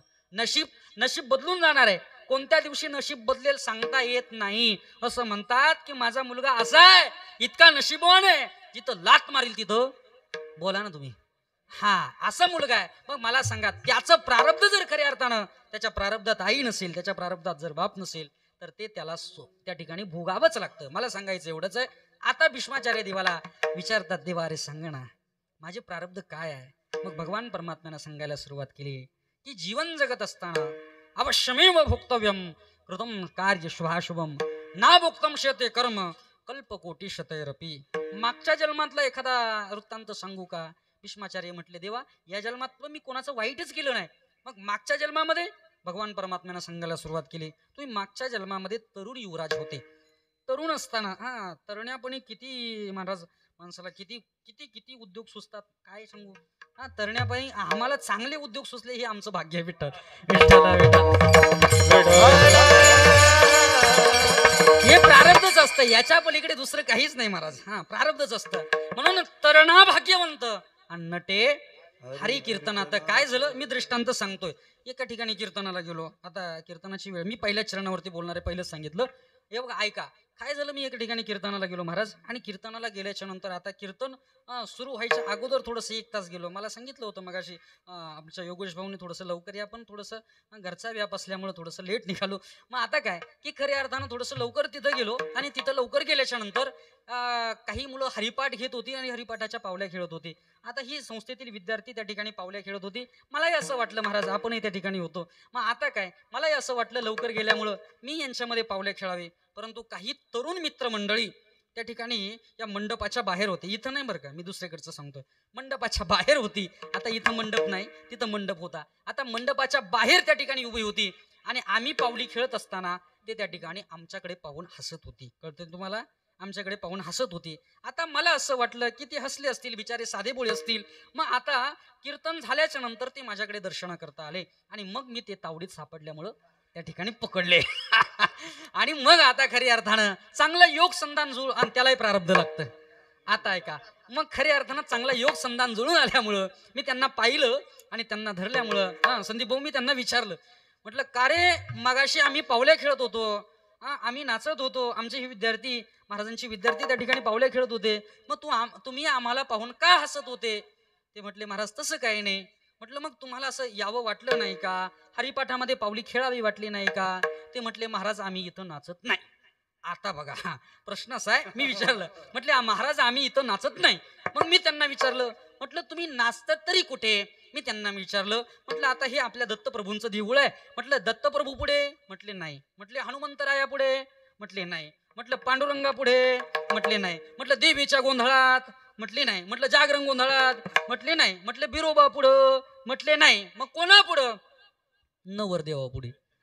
आता मला सांगा, या नवरदेवा पुढे नाचल्यानंतर किती दिवसाचं सोनं होईल? कारण नवरदेवा पुढे नाचणारे अजून तशीच आहे महाराज. विठ्ठला विठ्ठल विठ्ठला बोला पुंडलिक वरद हरी विठ्ठल ज्ञानदेव तुकाराम विठ्ठला विठ्ठला विठ्ठला. हो, म्हणून खऱ्या अर्थानं आपल्या जीवनाचं जर आपल्याला सोनं करायचं असेल तर हरिभक्तीमध्ये, या संस्थेमध्ये, वारकरी शिक्षण संस्थेमध्ये आपली मुलं धाडली पाहिजे आणि आपल्या जीवनाचं कल्याण केलं पाहिजे. ऐका रे, मला सांगायचं आहे की तरुणा भाग्यवंत. आता काय तुम्ही तरुण्यापणी काय केलं? माझा प्रसंग सांगायचा आहे. आता काय तुम्ही तरुण्यापणी काय केलं? तुम्ही एका सरड्याला उडवलं, बाणाच्या टोकानं उडवलं आणि तो निवडुंगाच्या काट्यावरती पडला. आता भीष्माचार्याला कळालं. दृष्टांत लक्षात येतोय ना आजी? हो बॅटरीवाले, लक्षात येतोय ना? हा लक्षात येतोय. लक्ष देऊन ऐका बरं. खऱ्या अर्थानं काय झालं? मग आता काय? त्या ठिकाणी भीष्माचार्य त्या ठिकाणी देवाला विचारतात, देवा बरोबर आहे, मी त्या सरड्याला उडवलं, तो निवडुंगाच्या काट्यावरती पडलाय, परंतु किती वेळ हो, किती वेळ? फक्त 6 क्षण, आणि मला मात्र 6 महिन्याचं कर्म भोगावं लागतंय.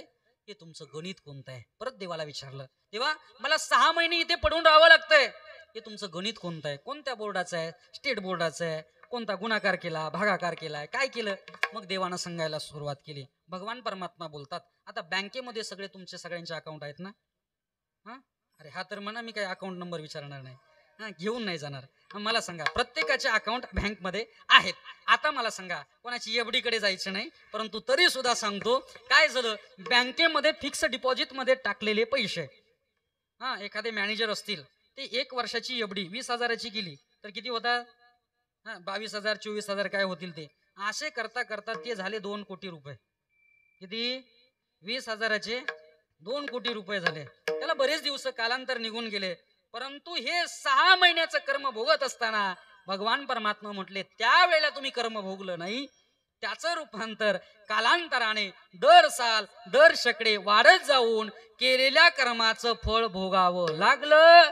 परंतु जगद्गुरु तुकोबराया प्रस्तुत अभंगामध्ये असं बोलतात की ते प्रारब्ध क्रियमान भक्ताच्या संचितात नाही. प्रारब्ध क्रियमान, प्रारब्ध क्रियमान, प्रारब्ध क्रियमान, प्रारब्ध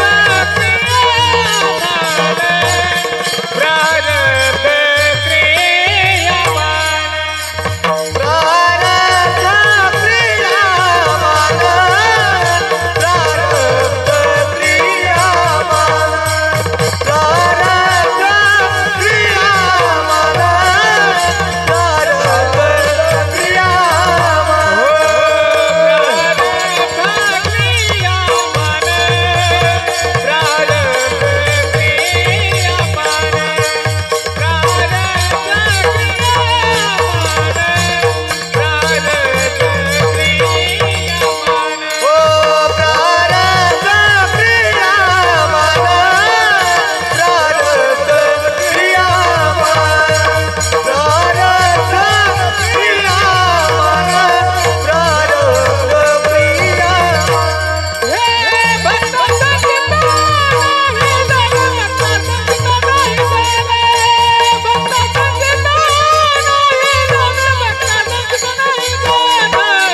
प्रारब्ध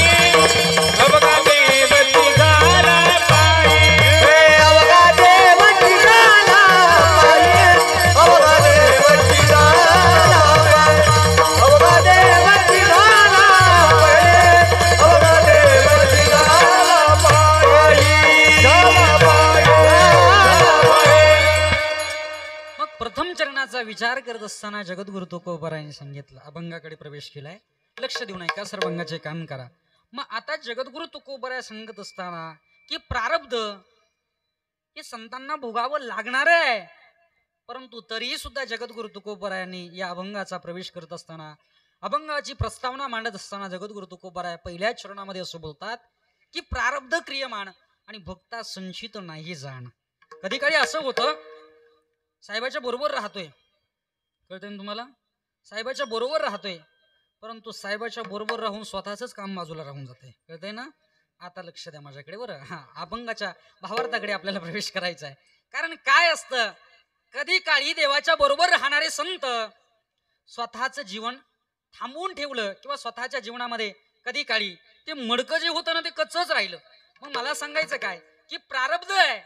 मग मला तेच सांगायचंय, जगद्गुरु तुकोबरायांनी अभंगाची प्रस्तावना मांडत असताना प्रारब्ध हे भोगावंच लागले हो. कारण ज्ञानोबरायांच्या बाबतीमध्ये ज्ञानोबरायांना त्रास झाला. ज्ञानोबरायांच्या जीवनामध्ये ज्या वेळेला आईनं आणि बापानं देहांत प्रायचित्त स्वीकारलं त्या काळामध्ये ज्ञानोबरायला थोडा त्रास झाला का? अहो, आपलेच माणसं त्रास देत असतात, लोकाला त्रास द्यायला वेळ नाही. लक्ष देऊ नये का? म्हणून आपलं दुःख सांगायचंय ना ते आपल्या लोकाला सांगत चला. कारण लोक काय करतात, आपलं दुःख रडून ऐकतात, हसून जगाला सांगतात विठ्ठल.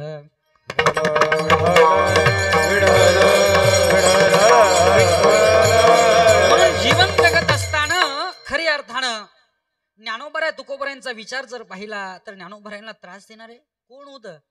आपल्याच लोकांनी त्रास द्यावा आणि ज्ञानोबरायांच्या अंगावरती शेण उडवावं, ज्ञानोबरायांचं खापर फोडावं. खऱ्या अर्थानं जीवन जगत असताना त्रास झाला नाही का ज्ञानोबरायला? अहो, ज्ञानोबरायांनी ते प्रारब्ध म्हणून मान्य केलं.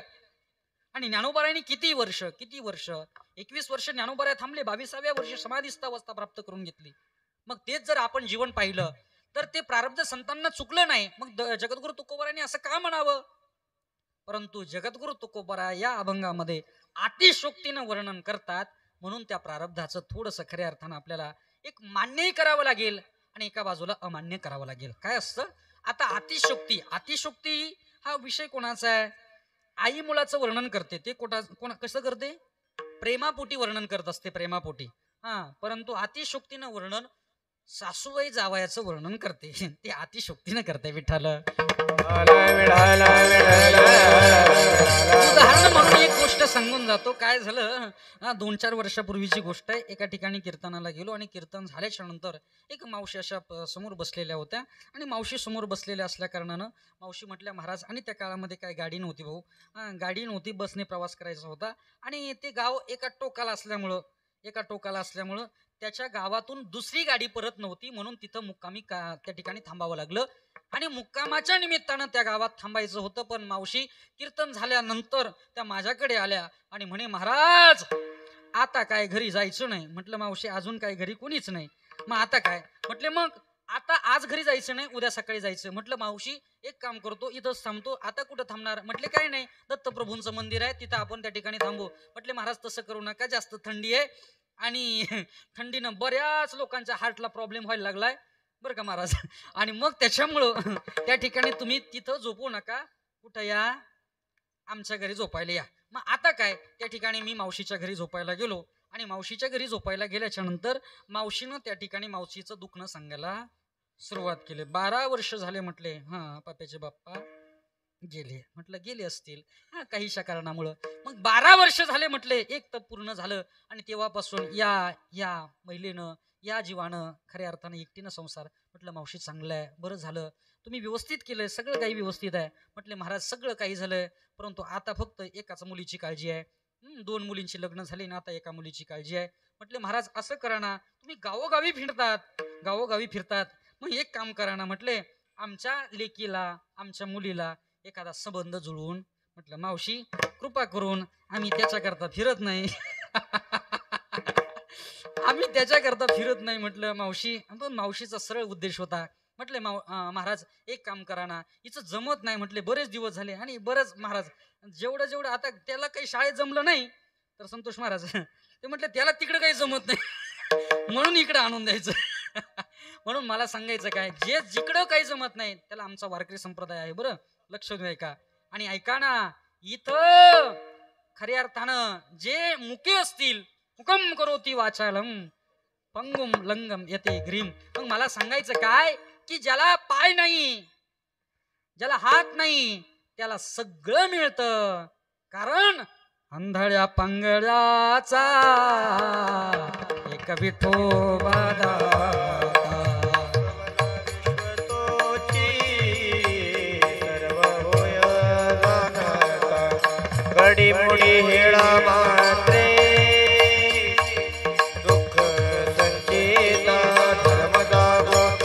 दैवाचा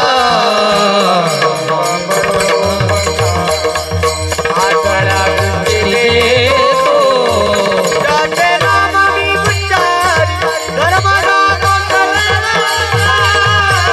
देव परमात्मारी आठवड्या दृष्टीने जाते नाम मी उच्चारी. कारण ज्यानं सगळंच दिलं, आंधळ्याला दृष्टी दिली, मुक्याला वाचा दिली, ज्याला पाय नाही पंगू, ज्याला पाय नाही त्याला पाय दिलेत महाराज, ज्याला हात नाही ना त्याला हात देण्याचं कार्य द्या माझ्या भगवान परमात्म्याने केलंय. मग मला तेच सांगायचंय, का आम्ही का तिकडे जात नाही. आता काय झालं, मावशी सोबत बोलता बोलता बराच वेळ झाला. मावशीला म्हटलं, मावशी आता मला झोपायचंय, मी नंतर कधी या विषयावरती बोलेल आणि माझा नंबर घेऊन जा, जर जमलं कुठं तर मी त्या ठिकाणी तुम्हाला फोन करेल. आणि काय झालं, ते वर्ष निघून गेलं आणि दुसऱ्या वर्षी बरं का योगायोगानं त्या गावातला फोन आला आणि त्याच गावात जायची वेळ आली महाराज. आणि त्या गावामध्ये गेलं आणि गेल्याच्या नंतर आता कीर्तन सुरुवात झाली आणि तेव्हापासून त्या मावशी माझ्याकडे टक लावून पाहत होत्या.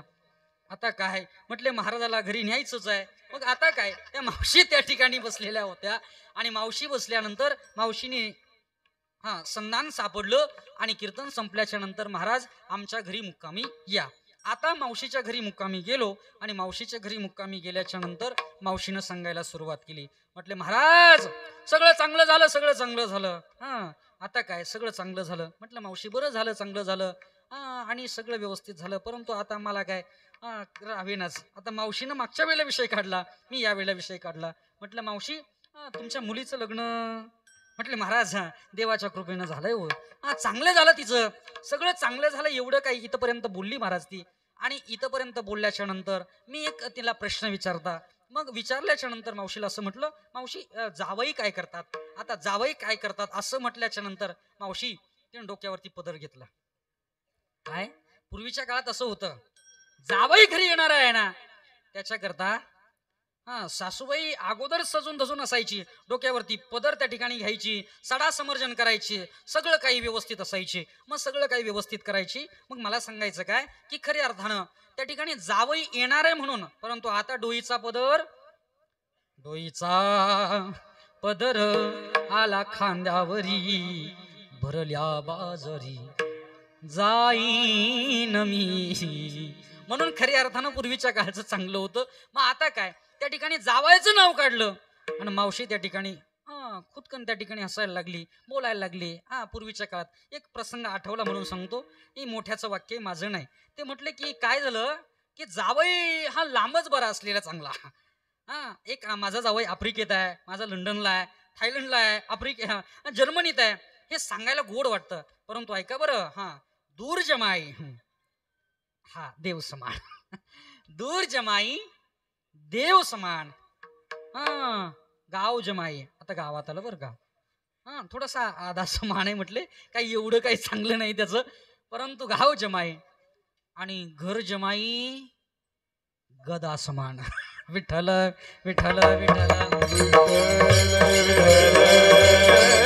म्हणून साठी मला सांगायचं एवढंच आहे, कुणी असेल तर माफ करून विचार. विठ्ठल विठ्ठल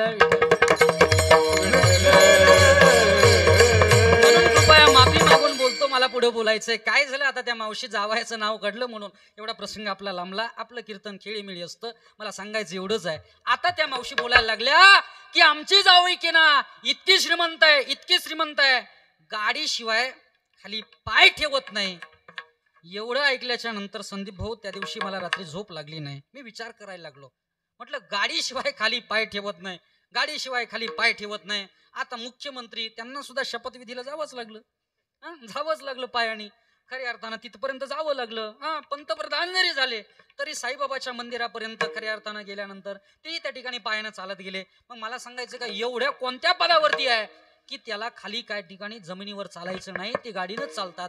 एवढं सगळं काही व्यवस्थित आहे. कारण आता ती म्हणायला लागली आमचे जावई की इतके श्रीमंत आहे, इतके श्रीमंत आहे, गाडीशिवाय खाली पाय ठेवत नाही. म्हणजे नेमकी काय आहे आता मला विचार पडला आणि दुसऱ्या दिवशी सकाळी पहाटेच उठून बसलो आणि आवरलं आणि सकाळी सकाळी गावकरी मंडळीला भेटायला गेलो. म्हटलं काय नाही, रामराम शमशम झालं. म्हटलं आता मला जायचंय, माझ्या गाडीची मी वाट पाहतोय, मला निघून जायचंय.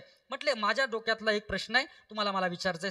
सप्त्याची कार्यकर्ती मंडळी त्या ठिकाणी आली आणि ती मला म्हणायला लागली, महाराज सांगा ना काय प्रश्न आहे. मी त्यांना एक प्रश्न विचारला. म्हटलं अहो मी रात्री त्या मावशीच्या घरी मुक्कामी गेलो. म्हटले बरोबर आहे महाराज. म्हटलं नेमकी झालं तरी काय. म्हटले महाराज काय झालं की त्या मावशीने सांगितलं की आमचे जावई इतके श्रीमंत आहे, इतके श्रीमंत आहे, गाडीशिवाय खाली पाय ठेवत नाही. म्हणजे काय. ते म्हटले महाराज बरोबर आहे. म्हटलं कसं काय बरोबर आहे. म्हटले त्यांना ड्रायव्हरची नोकरी आहे. विठाल विठाल. म्हणून सासूबाई जावयाचं वर्णन करत असताना अतिशोक्तीनं करते. ती असं म्हणते आमचे जावई के ना एक अगदी फार फार फार सज्जन माणूस आहे. आता मला सांगा याच्यातला माणूस हा शब्द सोडला बाकीचं खरं काय आहे. म्हणून त्याच्याच अनुषंगानं जगद्गुरु तुकोबराय या ठिकाणी या अभंगामध्ये अतिशोक्तीनं त्या संत महात्म्याचं वर्णन करतात आणि ते आणि खऱ्या अर्थानं म्हणून भक्ताच्या जीवनातलं प्रारब्ध, संताच्या जीवनातलं प्रारब्ध हे थोडंसं हलकं होत असतं. आणि ऐका ना, अवघा जरी देव जरी झाला ते देवाला चुकत नाही. अभंगाचं दुसरं चरण. देवाची झाला ताई, अवघा देवाची झाला ताई, अवघा देवाची झाला ताई, अवघा देवाची झाला ताई,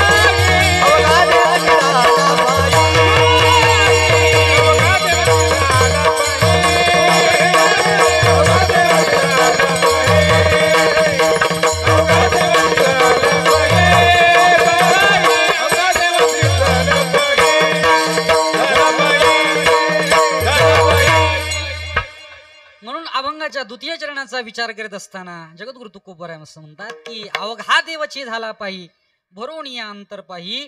देवाला जरी खऱ्या अर्थानं प्रारब्ध चुकलं नसेल परंतु देवाच्या नावानं प्रारब्धाचा हरी कृपे त्याचा नाश झाला. कळतंय ना तुम्हाला. म्हणून देवाच्या नावानं प्रारब्धाचा जर आपल्याला नाश जर करायचा असेल तर सर्वांनी एक वार हात उंच करायचे.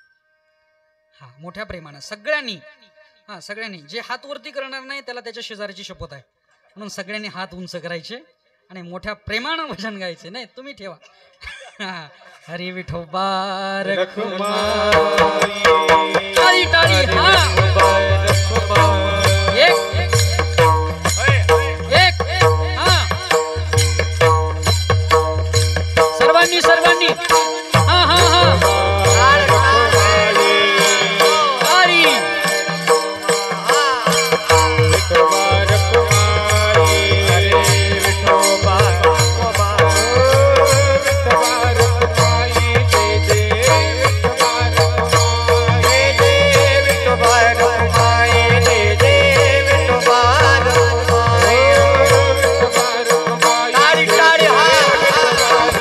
हरी जय जय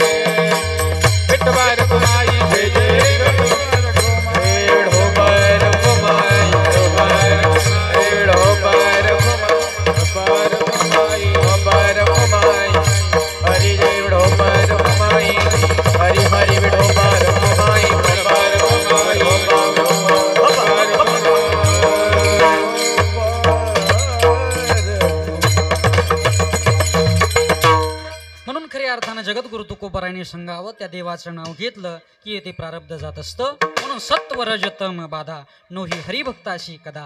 म्हणून देव जर झाला तर देवाला ते प्रारब्ध चुकत नाही, संताला ते चुकतं. म्हणून खऱ्या अर्थानं आपल्या जीवनामधला अवश्यमेव भोक्तव्यम ते भोगावंच लागतं. परंतु संतांच्या जीवनामध्ये त्या फक्त कधी काळी एखादा जर आपला मंत्री जर येणारा असेल, रस्ता तोच आहे. जर मंत्री येणारा जर असेल, कुणी राज्यमंत्री असेल, देशाचा मंत्री असेल, तर ते येत असताना आपला सामान्य नियम असा आहे की सगळ्यांनी डाव्याच रस्त्यानं चालावं, सामान्य नियम. आणि विशेष नियम असा आहे की एखादा मंत्री संत्री जर येणारा असेल तर त्यांना सगळ्यांना उजव्या रस्त्यावाली मंडळी सगळे डाव्या बाजूला घेतली जातात आणि उजव्या रस्त्यानं त्यांना पुढे काढलं जातं.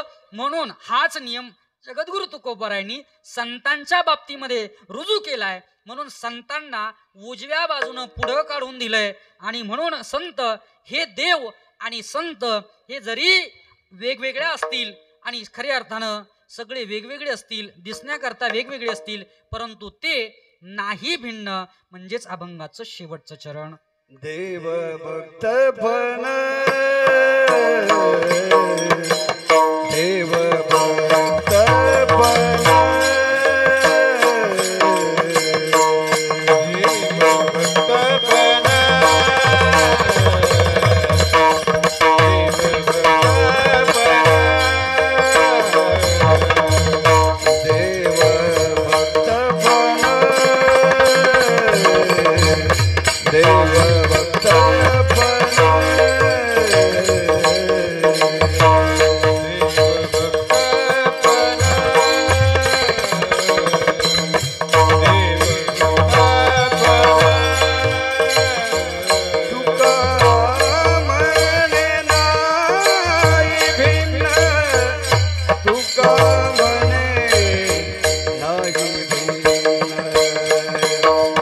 अवघा देव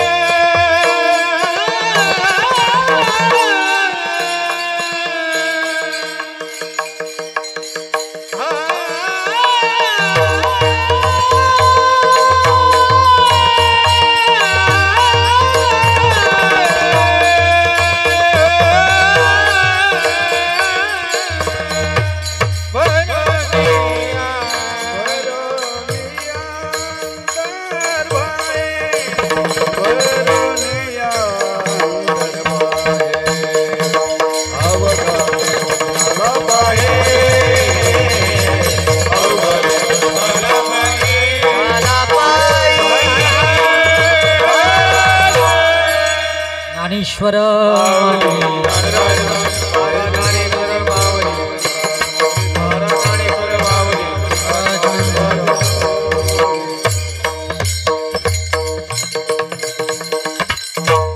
देवभक्त पण तुका म्हणी नाही भिन्न अवघा देवची झाला पाही फरोनिया अंतर्बाही यथामत यथावकाश. अभंगावरती बोलण्याचं विवेचन या ठिकाणी आपण सर्वांनी मिळून केलेलं आहे. कारण जीवन जगत असताना संतांच्या शिवाय आपलं जीवन अधूर आहे. संत जर नसेल तर खऱ्या अर्थानं माझ्या बोलण्याकडे लक्ष द्या. कीर्तन संपलेलं नाही अजून, जय विठ्ठल झालं नाही, पंक्तीच्या आज्ञा आल्या नाही अजून. विठ्ठल विठ्ठल विठ्ठल.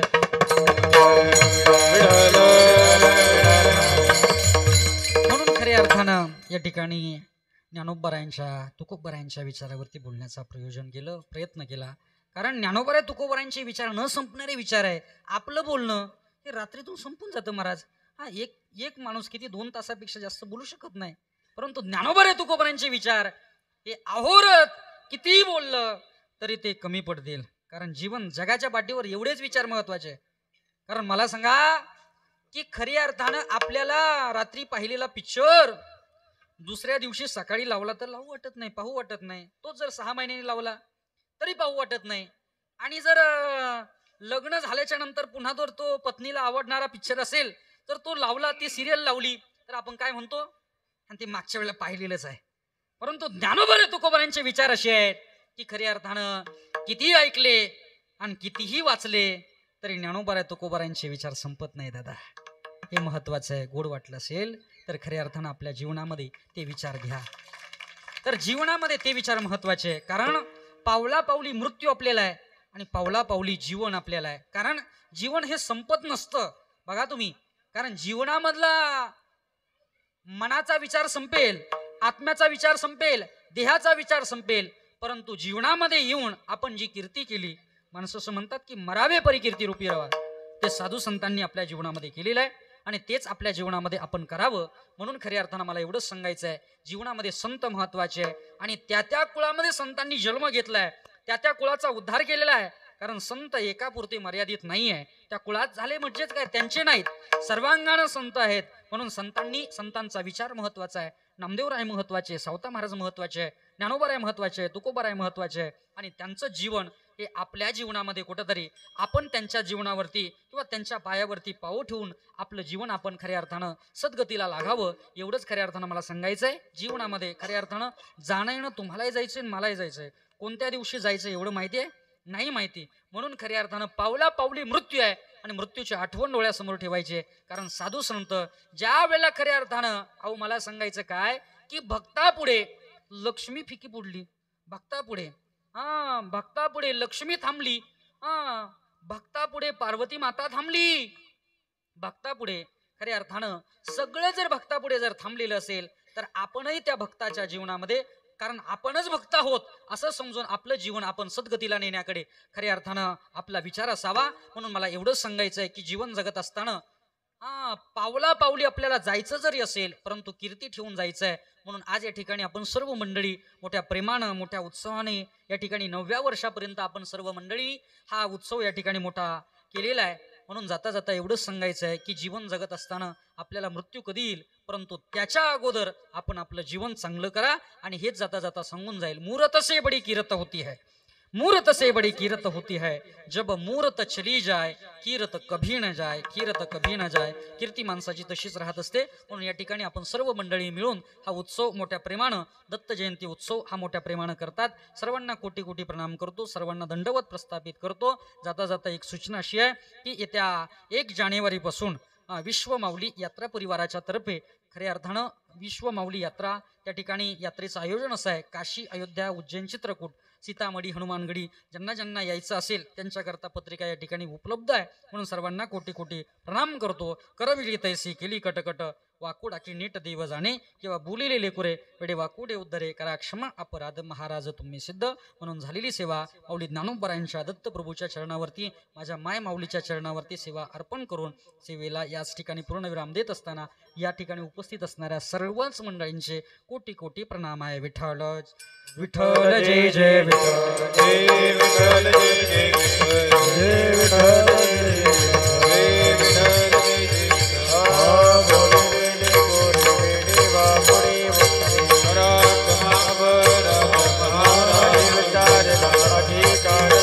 महाराज महाराज तुमने सिद्ध